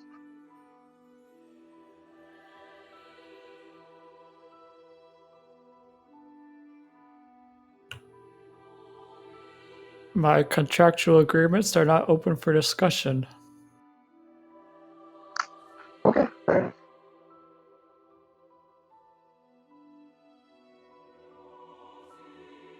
Okay, so Harbord takes you to the other side where you arrive at the other dock. Nice. I'm gonna hop back in the war machine and just wait for everybody to get ready. Buckle in my little war machine seatbelt. Are they still fueled up from the last time I put a soul coin in, or do I need to put another one in? You're still good. So you'll be able to reach there by the end of this day. Alright. We've long rested, right? Not yet. Well, yeah, you could have. Why not? So you've long rested. Yay!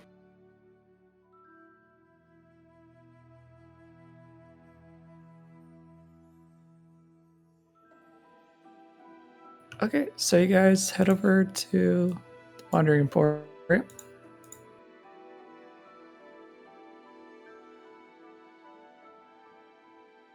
It's been a while since you've been here, so I'll describe it. A collection of brightly colored tents stands clustered together, creating an oasis of comfort amid the dread landscape of Avernus. Huge infernal war machines form a horseshoe about the tents, with curtains made of small rectangular iron plates and lamps dangling from chains strung between them. A soft, lilting music and wondrous smells drift across the hot wind, inviting a closer look. A sign posted at the entrance, strangely understandable in all languages, simply states, "All are welcome, no fighting, no spellcasting, no exceptions." Standing next to the sign is an older gentleman. He has long gray and brown hair. He's wearing a purple and white striped cloth to cover his head, a blue half cloak, and a robe with patterns reminiscent of a peacock. Oh, there you are. He is greeting everyone entering the Emporium.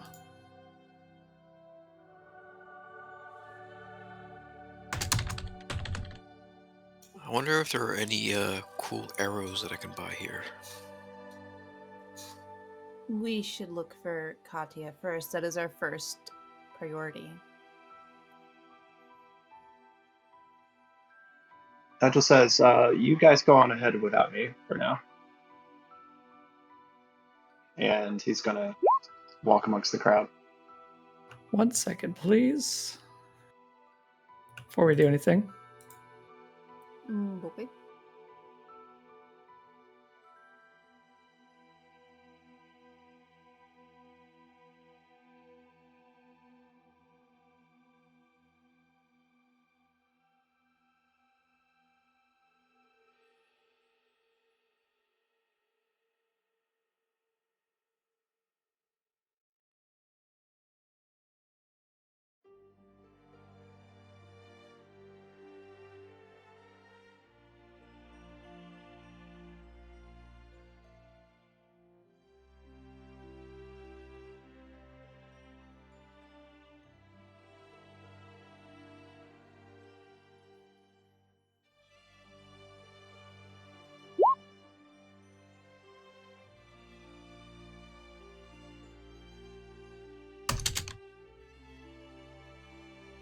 Okay, I sent a message to Lamrick.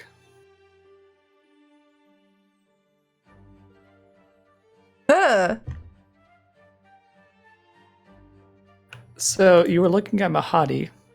Oh. Can I see him in both forms, or do I only see...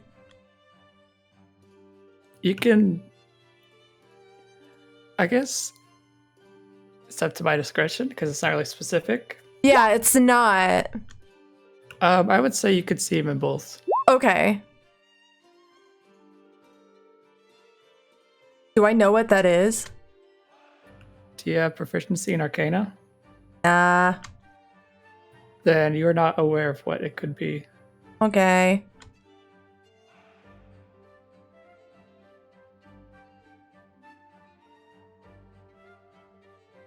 Do you want to do anything about it, though? Does my passive perception of 23 allow me to see Lamrack's reaction to seeing him? Does Lamrick have a reaction to seeing him?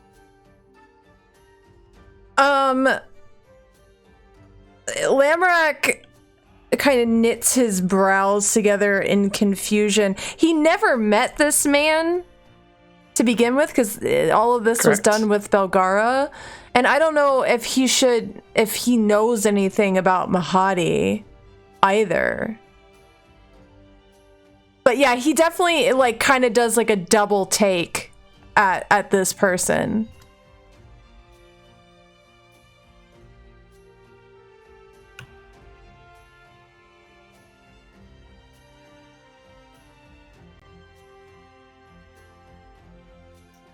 Did you want to say something? Did your spidey senses go off there, buddy? He is not what you perceive him to be.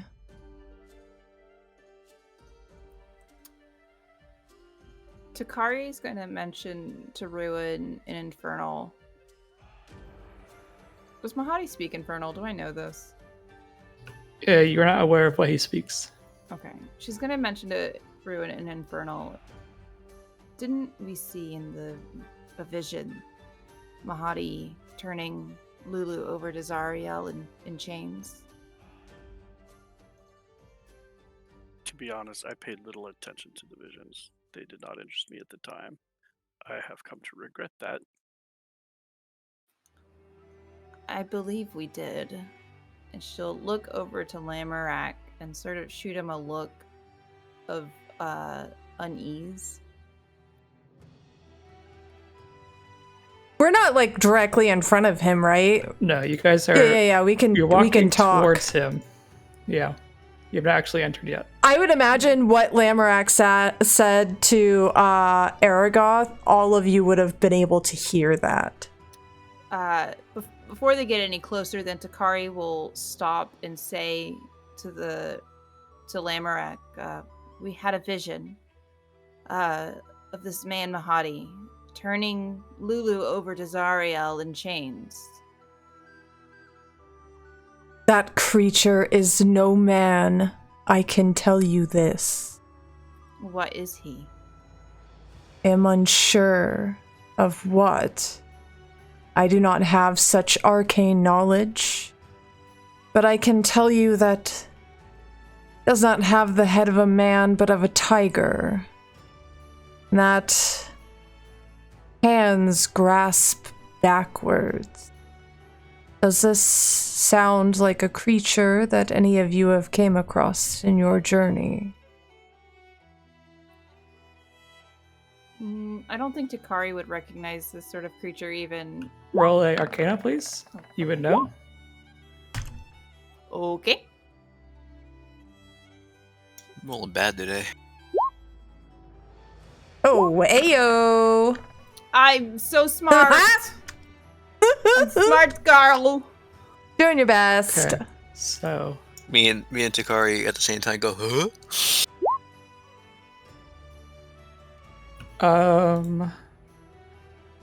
Ruin and Nigel, are you proficient in Arcana? Oh no. Okay.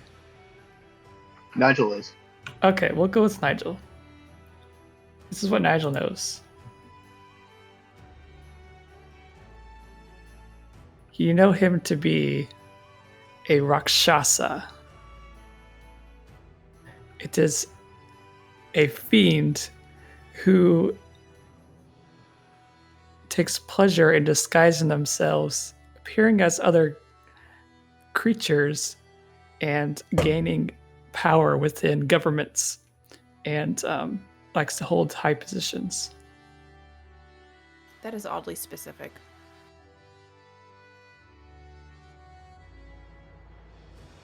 Okay, Nigel will whisper that to everyone else.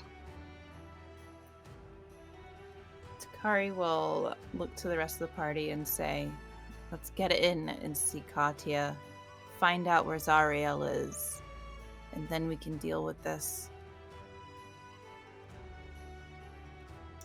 Yeah, to talk to Katya, I'm hoping to buy some arrows on my way out. I don't want to cause too much trouble.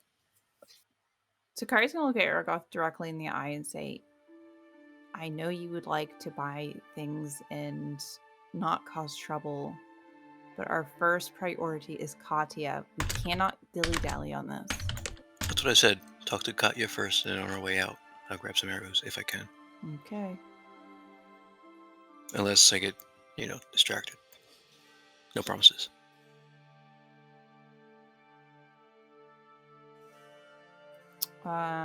With that, if everybody else is ready to move on, she'll start moving. Okay, so you head towards the entrance where Mahadi is greeting those who enter.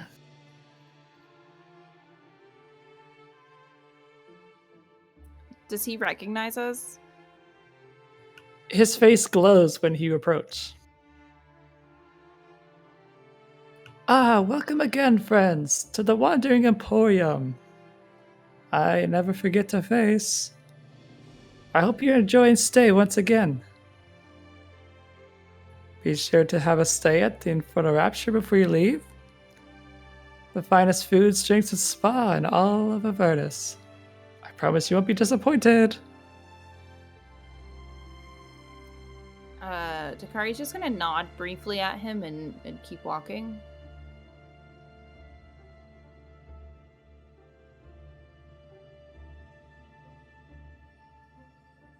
I'm looking around to see where I can find Katya.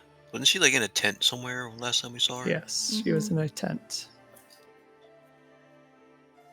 I would like to add that I'm walking with the party, and I've like kind of my angel wings are not there. I'm trying to be a little more inconspicuous. Okay. Sneaky lad. I mean, you can't really miss the like crazy glowing eyes and the crazy glowing sword, but I feel like not having the wings visible helps me out a little.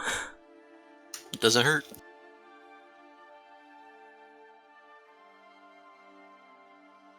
When I fell from heaven. Pew pew pew. Pew pew. Good lord. Hey everyone, in the NPC, what we know, there's a note on Mahadi, this last sentence. It says, Mahadi was last seen escorting Lulu into Zariel's flying fortress. Yep, I don't know I if said that's- that. Oh, sorry, missed it. I don't know if that's irrelevant. It is. We're just treading carefully. Like the more you know, the scarier things get. You know. Yeah.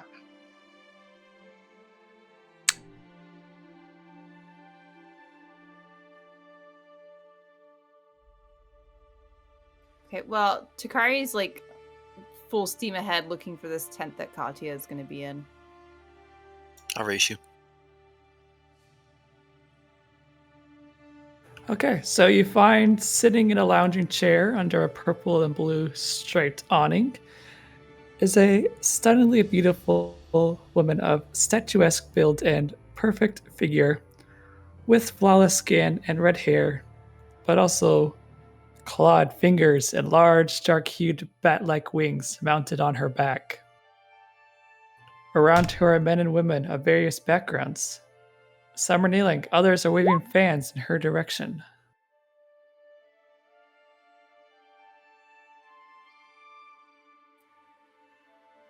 Well, if nobody else approaches her first, Takari will, and sort of give like an awkward wave. Ergoth is gonna do like a bow with his cape.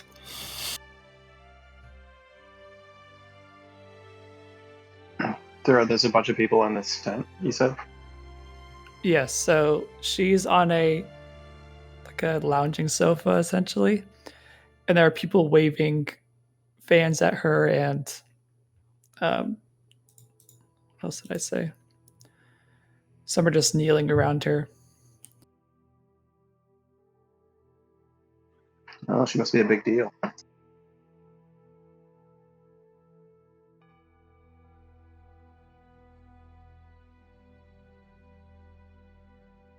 Just a person, right?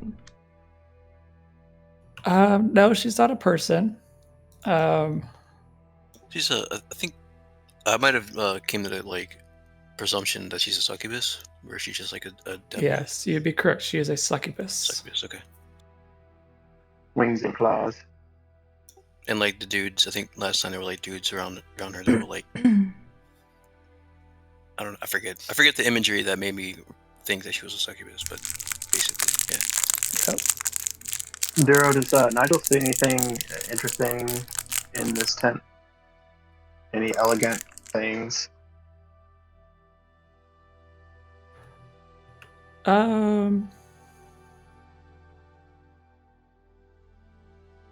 Yeah, I suppose there's like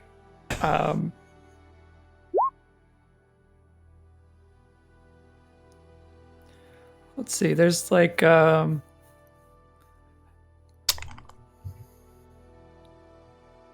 intricately crafted like vases. You got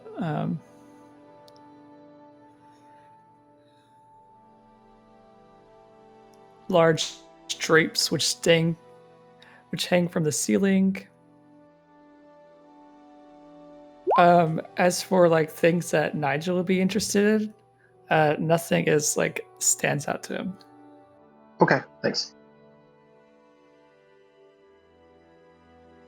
As we are like walking through and we finally enter her space, Lamorak is back to looking extremely uncomfortable and irritated. And while he desperately wants to know where he can find Zariel, he's having a hard time speaking to this woman. So he's kind of just standing behind everyone, just awkwardly staring. After Ergoth does his little caped Nosferatu bow at Katya, he's gonna ask, "Do you have happened to see Zariel's ship fly by anywhere?"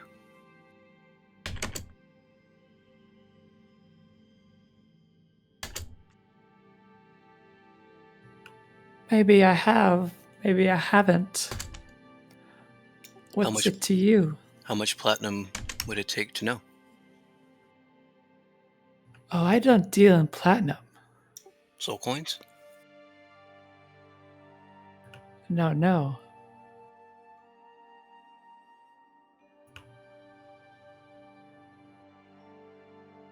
If you wish to receive information from me, I need something in exchange.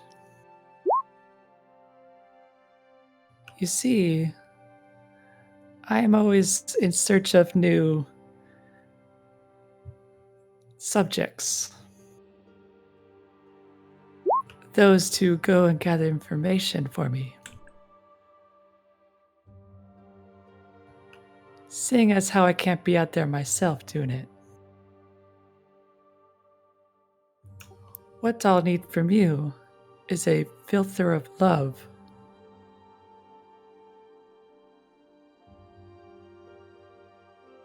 The hell is that?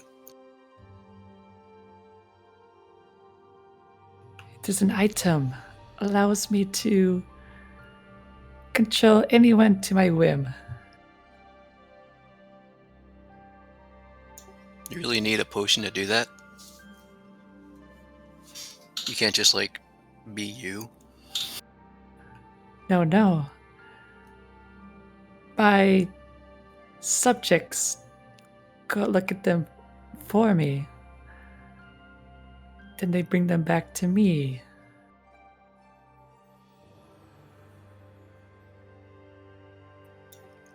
Sounds vaguely familiar. Didn't we find something like that? Belgara had it. Oh, she got...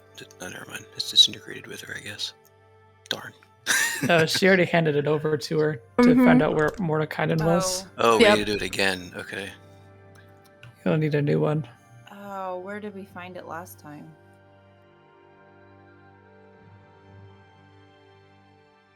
At the potion store in Candlekeep. Nice. Looks like we're buying stuff Love anyway, that. Takari.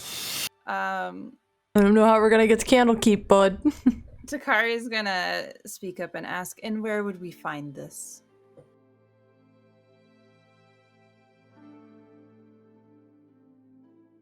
I hear Red Ruth is quite proficient in potions.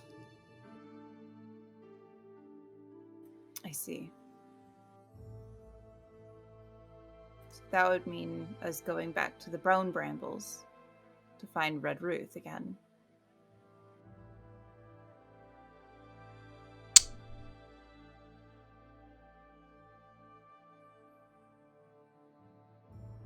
They're so far away. Duro, with this potion of clairvoyance that I picked up, would this cut out the middleman?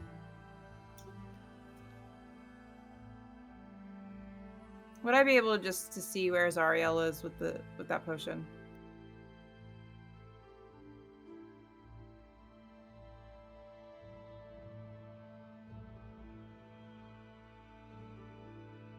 Let me reread it.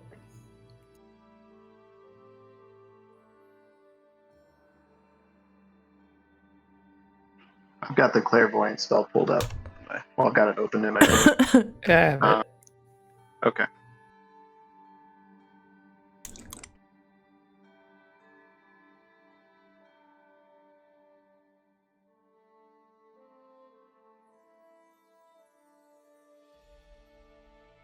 So you have to be within 1 mile of it. Damn.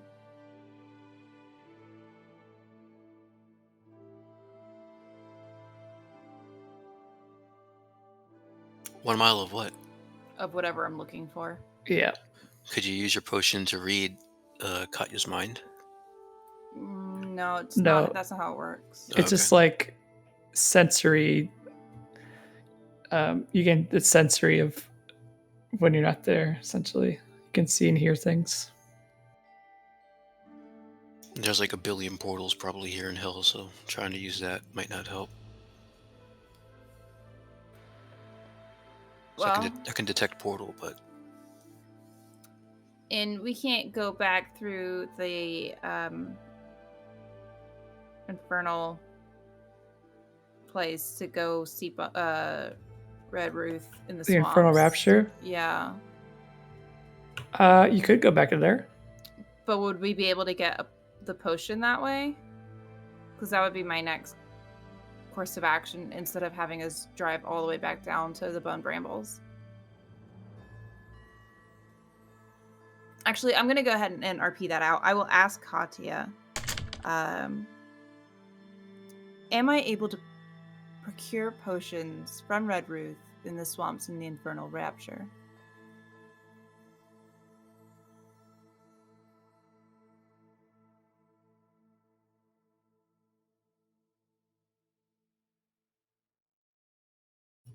I've visited Red Ruth a number of times. She's more than willing to do it. If she's there. And she might not be. Nigel pipes up. I'm sorry, but you seem like a very important person here. I'm sorry, what do you do here at the Wandering Emporium exactly?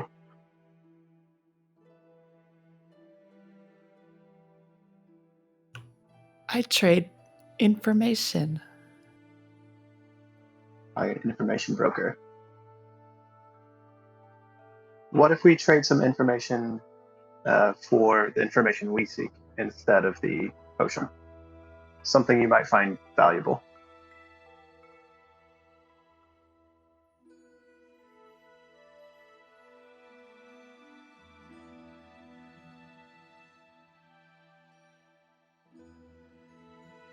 I'd be willing to trade information for information.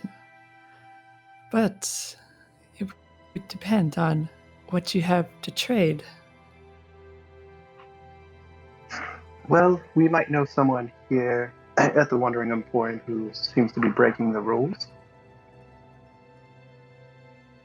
Oh, May I confer with my team?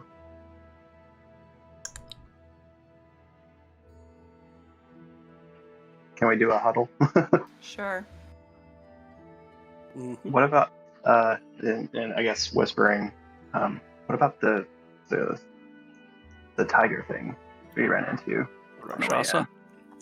Yeah. isn't that's so that's Mahadi, right? Yeah. It's his Isn't he the owner? emporium. Yeah. Yeah. His house, his rules.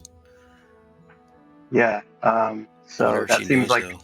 that's probably juicy info. She probably knows. It goes all the way to the top. What if she doesn't know? Yeah, we can always tell her. What to see if this what she- creature is impersonating Mahadi? We can tell her. Either way, it could be valuable to her. I would imagine it's very valuable.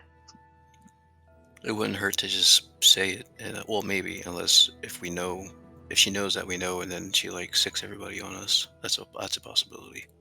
But then we have permission to lay waste to this place. Yeah. Which I'm sure Lamrak would enjoy doing. Oh, thoroughly. So what do we think? We should do it? Let's just tell her that we know. Question. Ruin would like to know, trying to remember, Candlekeep was where we came to Avernus from. That's where we went in the rift. Yeah. So Candlekeep is technically on a different plane. correct. And Candlekeep, we're pretty sure we can get what this lady needs, what Katya needs, the potion. Mm-hmm. It's possible that Ruin can take everybody to Candlekeep, and then if we wait a day to relearn the spell, he can bring everybody back here. If you can go back to Candlekeep, I don't want to come back. Just kidding. That's what Nigel was thinking. Well, in that case, Ruin retracts his offer. Carry on your conversation with Katya. I mean, I would come back just for, like, now I have something that I want to do. Like, something, like, I want to be able to bring Elturel back for personal reasons at this point. So, I'm just not here I'm not along for the ride anymore. I personally think it's worth a shot. Let's try it. So Ruin would have to relearn the spell, so we'd have to wait until after a long rest to learn it. It's a 7th level spell. And then once we get there, it would have to be another day to relearn it to get back here. But I could take us pretty much anywhere we want on another plane, as long as I know where we're going. Wait, does it require planar travel? It's plane shift is the name of the spell. Turo? Yes. Would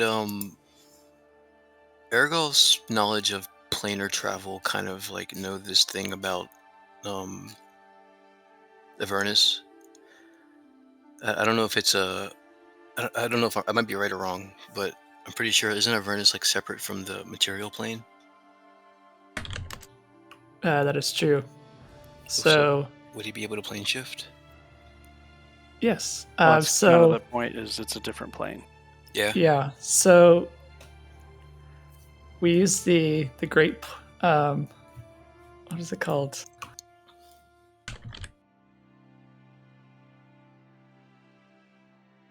It's called the Great Wheel Cosmology. So like you could go to any other plane, but the material plane and hell are not connected directly. Unlike the ethereal plane, the Ethereal Shadowfell, plane. That's what I and meant. the Feywild, those are all connected. You can travel between those on the material plane, but traveling like between the outer planes, like Avernus and whatever, that's a bit harder to do. Yeah, because Ergol can't use etherealness in hell or in Avernus. Right. So that spell won't work here, Duro? No, it would, because Plane you shift can would, yeah. plane shift would, but His some won't. of I gotcha. yeah, some of his abilities don't work Cool. because they're not technically connected. I'm gonna be if I get out of here, I'm gonna level up like crazy. Well, so it's either we tell Katya what we know about Mordekainen, or we plane shift. How about we do both? We tell her first. It's a waste of a spell, and it's a lot on Ruin. My vote's for trading information. I think it's easier and quicker. Well, that's what I mean. Like we stack the contingencies. We tell her about the information, and depending on her reaction,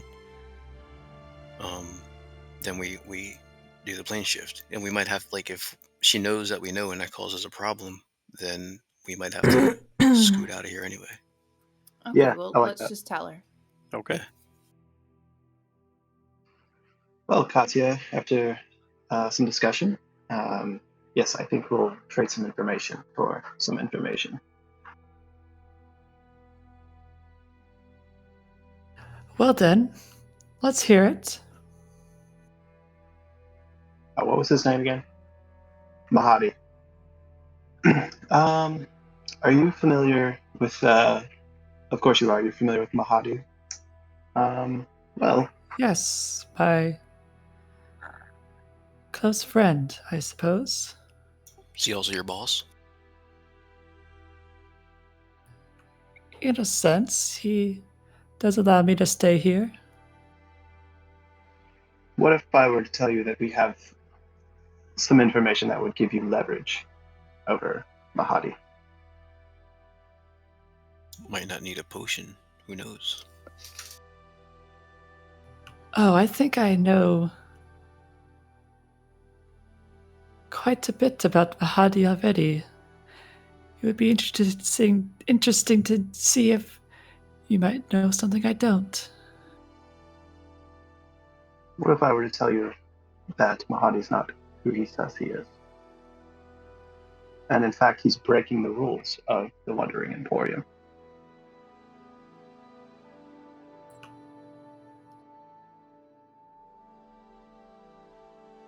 It's quite difficult to break the rules if you are the one in charge of them, isn't it?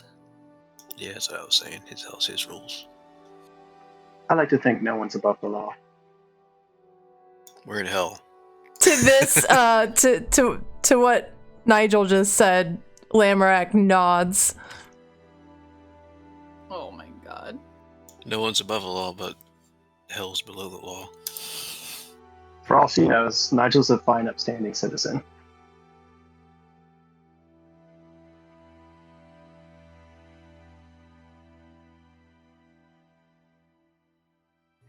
If that's all you have to say, then I'm sorry. Breaking the rules of your own establishment is not truly information. Yeah, it's the way you run things down here, isn't it? You make the rules so that you can break them, but no one else can. I know how it works. What else were you going to say, Nigel? Well, it seems Mahadi is keenly interested in not revealing his true identity. What if we could reveal that to you? Again, leverage.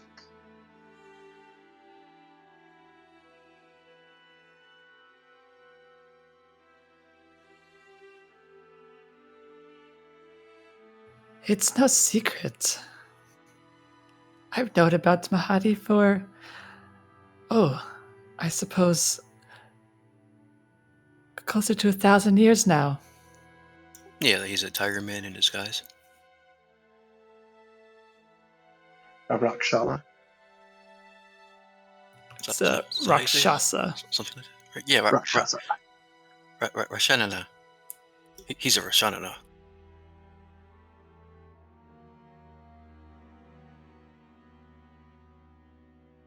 I'm afraid it's not quite what I was looking for.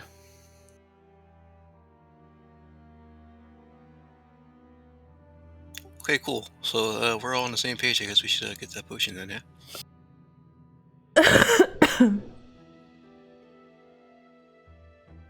Yep. Yep. Cool.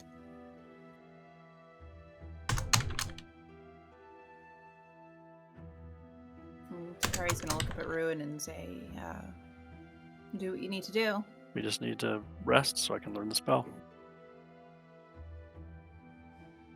Okay, so you have two options. You could rest on the Infernal Machine, or you could rest within the Eternal Rapture. Is that what it's called? Infernal Rapture. isn't it? Infernal Rapture. That Infernal Rapture.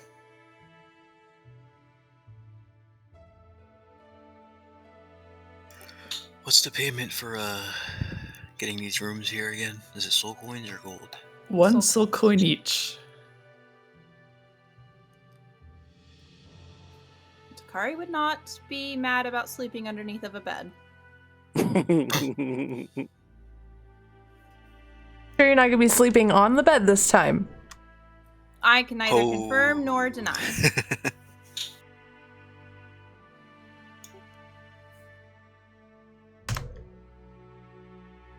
Let's rest here.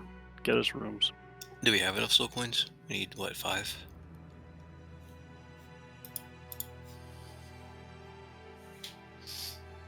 Because then we're going to need, you know what? Screw it. Let's do the soul coins, because that will force me to have to figure out how to use the nightmare.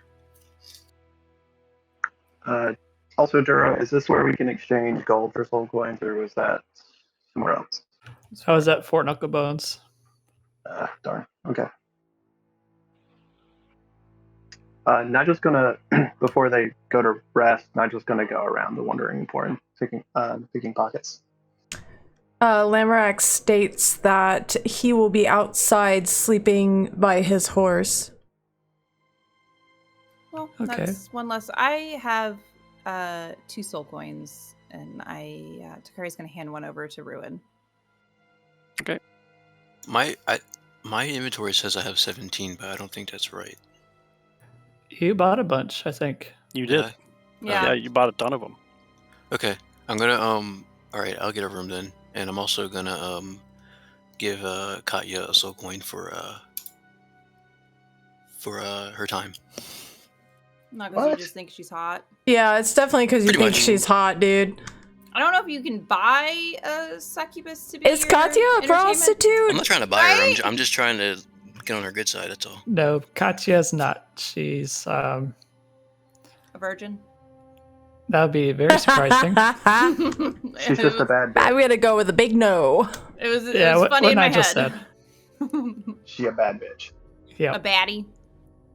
Ruin's going to get a room and go start learning a spell. Speaking of virgins, does Katya have any need for one for any reason? Are you a virgin? You mean is Aragoth a virgin? No, I said what I said.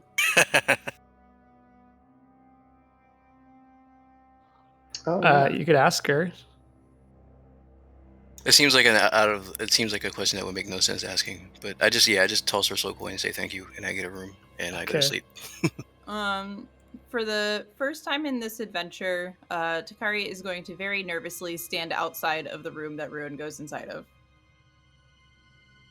All right, so you guys are okay. Let me make sure I get this right. So you 3, Mhm. Ruin, Takari, and Ergoth are going to the Infernal Rapture. Yeah. Right? Yep. Okay. Nigel, you're pickpocketing. Yep. And then Lamric, are you staying within the enclosure or are you going outside?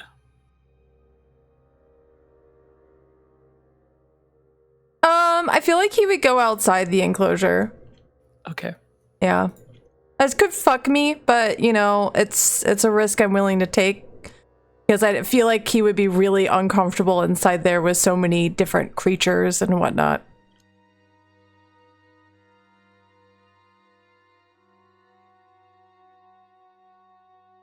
We love a good party split.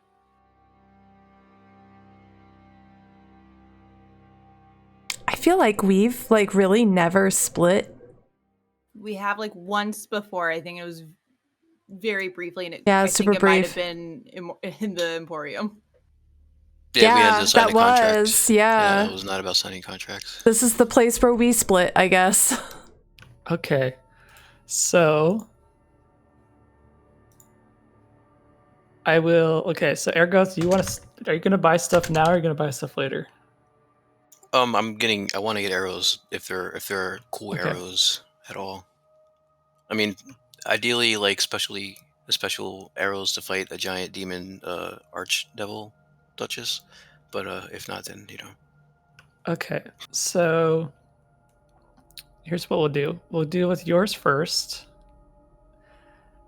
Then, Nigel, could you give me a stealth as well, please? Just so you can walk around. Okay, nice rolls. All right. Go with Ergoth to buy your stuff. I will be messaging Lamric something.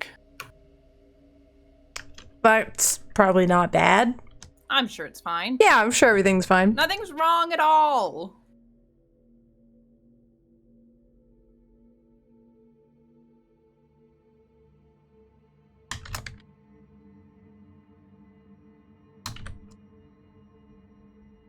Okay, while you read this, I'm going to deal with Ergoth Okay, nope. and then Ruin and Takari afterwards. Okay, so Ergoth, you approach a covered blacksmithery where 3 serpentine creatures with humanoid torso, head, and arms work the forges. With large machines of infernal iron, they work metal that would take 10 men.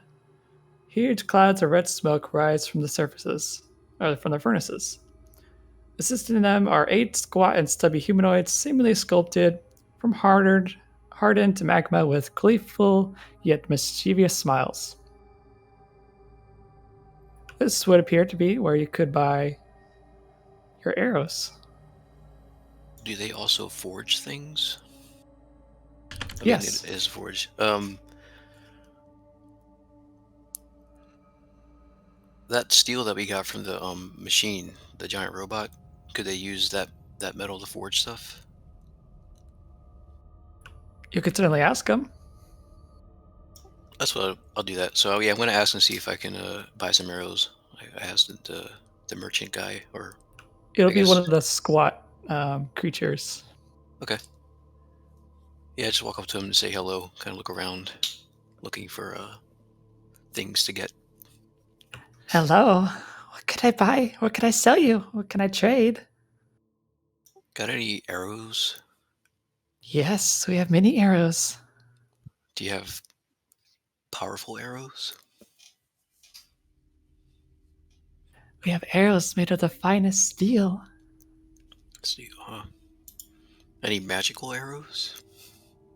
Well, I guess you can't have magical arrows here. Magic isn't allowed. No, you could have magic arrows. Yeah. Do you have magic arrows? We have just made some special. Wait, can I do an insight check? Sure. Just trying to see if he's lying. No, he seems pretty calm in his demeanor. Okay. How special? They have been imbued With what, poison? magics. Magic. What kind of magic? Powerful magics. Does it like explode or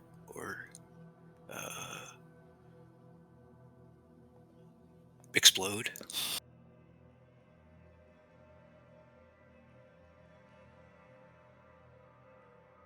No, but they would harm your foes even greater. All right, good enough. How much? To buy one is either 50 gold or 2 soul coin, 1 soul coin per 2. Argolf is like trying to do math with his fingers. So 50 gold for one, or one. Well, you say 1 soul coin for 2, or 50 gold for 1? Yep. 50.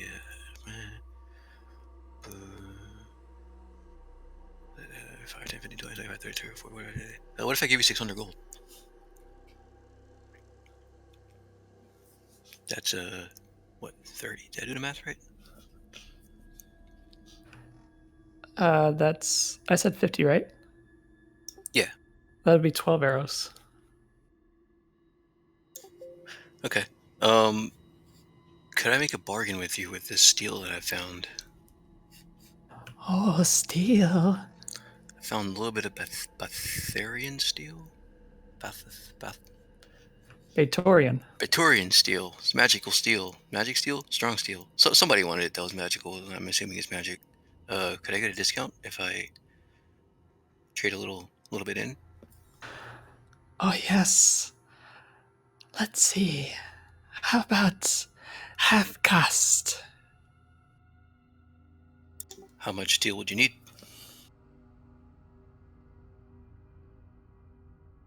As much as you will provide. How about I provide enough to make more arrows of the same amount, and then I get half off. So I give you 300 for 12 arrows? Of course. Sounds good. Okay. And I just like dump it onto the table. We have other items for sale if you wish. Argolf was about to shake his head, and then he thinks about the rest of the party and says, like what? a ring which will protect you from blows, or gauntlets which will give you great strength, or bracers which will increase your accuracy, or a blade of pure frost. Oh, there's a lot of good stuff in here. I wish I had the rest of the guys shopping. What's up with the gauntlets and the bracers? So they are. Oh, there you One are. is gauntlets of ogre power. The other is the bracers of archery. What would the gauntlets of ogre power do? Are there any They boost your strength to 19. 19? How much? 8,000 gold or 72 soul coins. Yeah, never mind. I guess I can't. What about how much platinum is that currency conversion for? It's 10 gold for 1 platinum. 8,000 gold.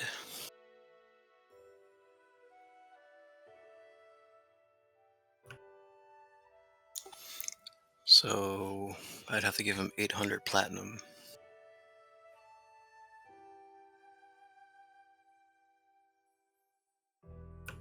What if I dumped all of my? Because I'm kind of like, I don't want to be weighted down. What if I gave him all my gold, all my platinum, and like 10 of my soul coins? How much is that total? It'll be 1,330 gold, 162 platinum, and 10 soul coins. Oh, there you are. And 10 soul coins, you said? Mm-hmm. I'm afraid that would not be enough. Darn. Okay, what about the archery gauntlets? 1,500 gold or 130 soul coins. 1,500 gold, okay. Can I give you 150 platinum? Yes.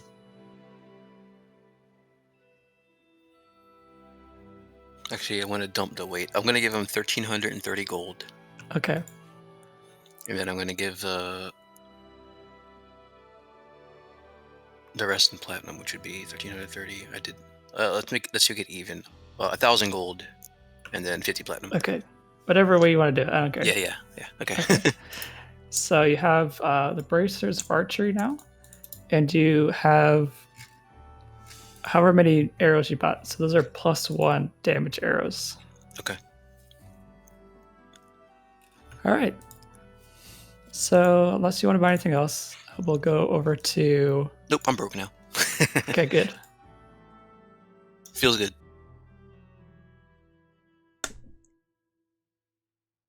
Okay, so I said we would go to Dakari and Ruin next, right? Yeah. Okay, so you two arrive at the Infernal Rapture, which appears to be a caravan tent on the outside. The inside is what can only be described as a palace. Vaulted, painted ceilings, smooth stone floors, and finely decorated columns permeate the open floor. At the front is a female hobgoblin who stands at attention, almost as stiff as a board. She's wearing a finely crafted silk robe of blue and green. Brown chicken, brown cow. Keep it TOS, guys. Thanks, creep. Thanks for that. You're welcome. Ruin walks right up to this person and just says, "A room." May I have your name, please? Ruin. May I have your signature here, please? Ruin signs. Quickly. He's business right now. Oh. Oh my god. We have the options available. A wonderful green world, a wonderful blue world, or a wonderful open world. Is the cost the same? Yes. 1 soul coin? Yes. Ruin puts down a soul coin and asks for the closest one. All right, this way. Takari, you need to pay 2. Even though they're only getting 1 room. But it's just, is it like an Okay. entrance fee? Yeah, entrance fee. Okay, yep, Takari will go ahead and do that. The hobgoblin, whose name is Okul, brings you to a room where she opens the door and you are transported into a wonderful green world. Green grass as far as you can see. Trees hundreds of feet tall cover the sun, giving you the perfect shade. Birds, deer, rabbits, and other animals frolic nearby. They're all seemingly gonna watch you. seemingly unaware of your presence. On a platform of wood, there are pillows, cushions, and divans you may lay on as you wait for your service. I don't care what Duro says. All those critters are gonna watch you. They know. They know your sin. It ain't natural.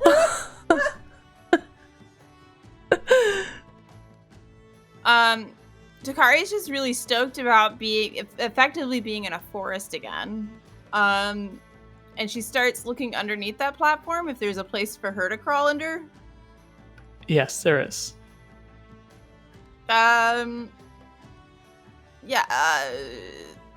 She's just gonna look for like a tree or something to climb in for now. Yeah, Ruin's going to just climb onto the platform, onto the pillows, and tell Takari that this is a difficult spell, needs maximum concentration, and he will see her in the morning. It's good to know you're both virgins. Oh, you are killing me. Takari nods to Ruin, somewhat basically wordlessly, and just climbs up in a tree, and like is quite stoked to be around little critters, and leaves him to his work. That's all I got. Learn a spell. Okay. So, Nigel, you sneakily make your way through the crowds of the Wandering Emporium, spotting for anyone who would appear to be of the upper stature. You find several wealthy visitors and are able to take, let's see,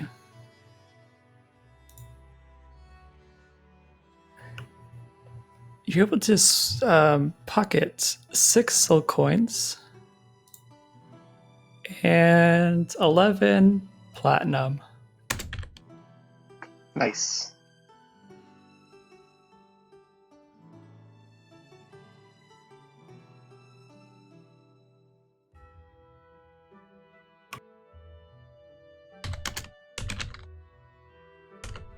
Okay, so we're going to Lamerick now. That's me. Okay, so I sent you that so you could think of what you would do, but I'll read it. As you walk around to leave the Wandering Emporium, your eyes gaze over to the barber shop.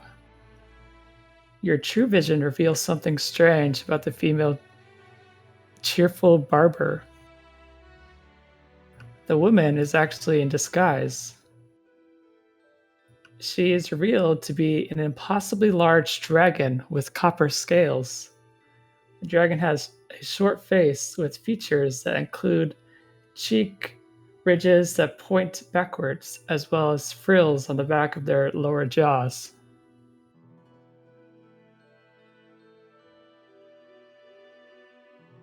Is this the real life?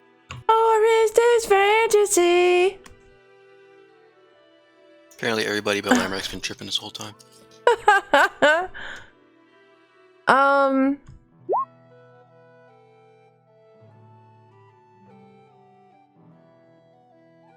man, I feel like he's already been told like the rules of this place, and he can't cast anything, and he can't draw his weapon to do anything. So I feel like he wouldn't do anything. Let's see if you actually realize. Actually, you don't really have to roll. Let's see. I want you to roll. Are you proficient with nature? No.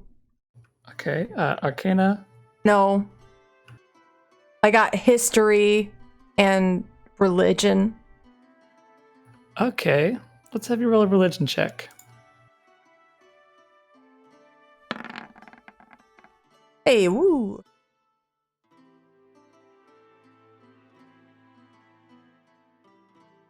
Okay, so you know of the god, dragon god by the name of Bahamut. He is the god of all metallic dragons, which include copper dragons. You would recognize this dragon as a copper dragon,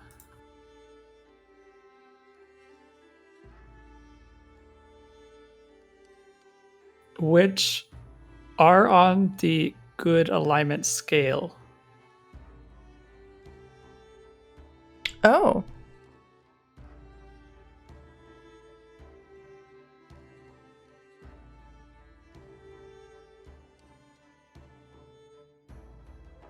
Is it that rare that I would be running across good aligned things in Avernus? I know that probably sounds like a stupid question, but in a place like this, It would be strange, yes, to see a dragon disguising themselves as a barber in Avernus.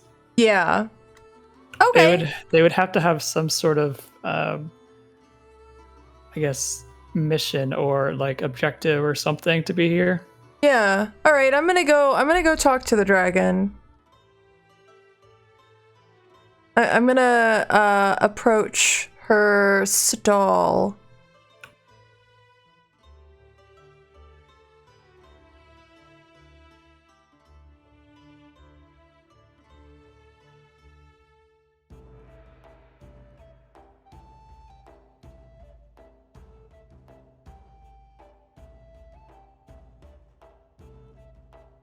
Okay, so she is a well-kept woman who is providing a service currently to a older gentleman who is a tiefling. Yes. She says as you approach, "I would just be 1 minute. I need to finish up this story." He's going to respectfully nod and wait just outside her tent. I'm assuming she's in like a tent, like it's all tents. Yes, it is all tents. Yeah.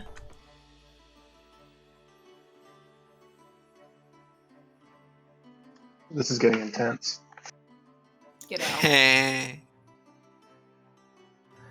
You hear her telling a story about the time she wrestled a bear falling off the cliffside while she juggled.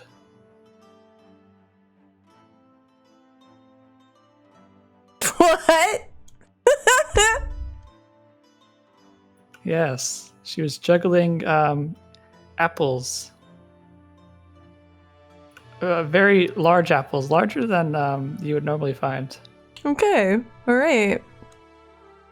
What a vibe. This lady's a vibe.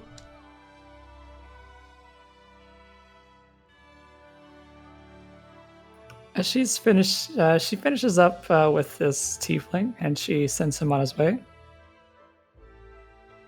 And she's open to discussion now. I'm gonna dip into her tent and say, "Good evening, milady. I hope I am not intruding."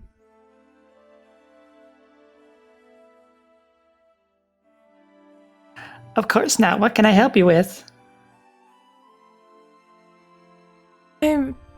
curious. What brings a lady like you to Avernus? Oh, I just thought someone could use a good haircut. And why not Avernus?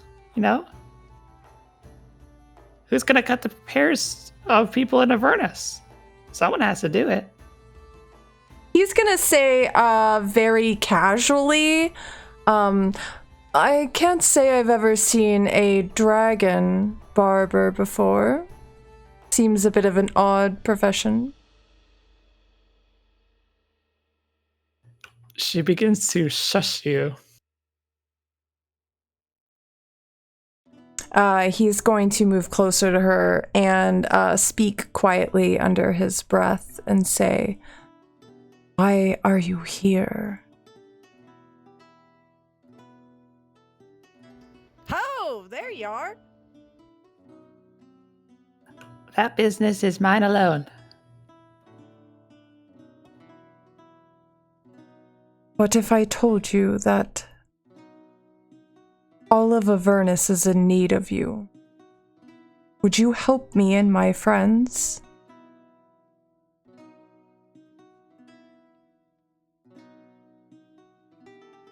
Well, I can't go leave someone who needs my help, but it's not something we can discuss here. I understand. Where then?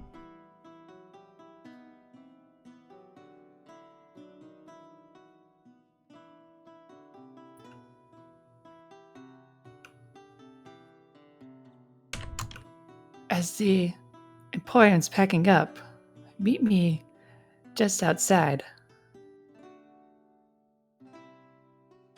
Yes, milady.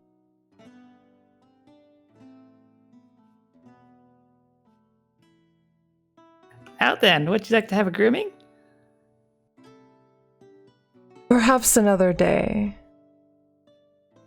And he's going to give her another gracious bow and exit her tent and make his way out to the open air. Okay. So Dragon That's where we'll rides stop through for tonight. Avernus. Awesome. Outstanding. What a great game. Yeah.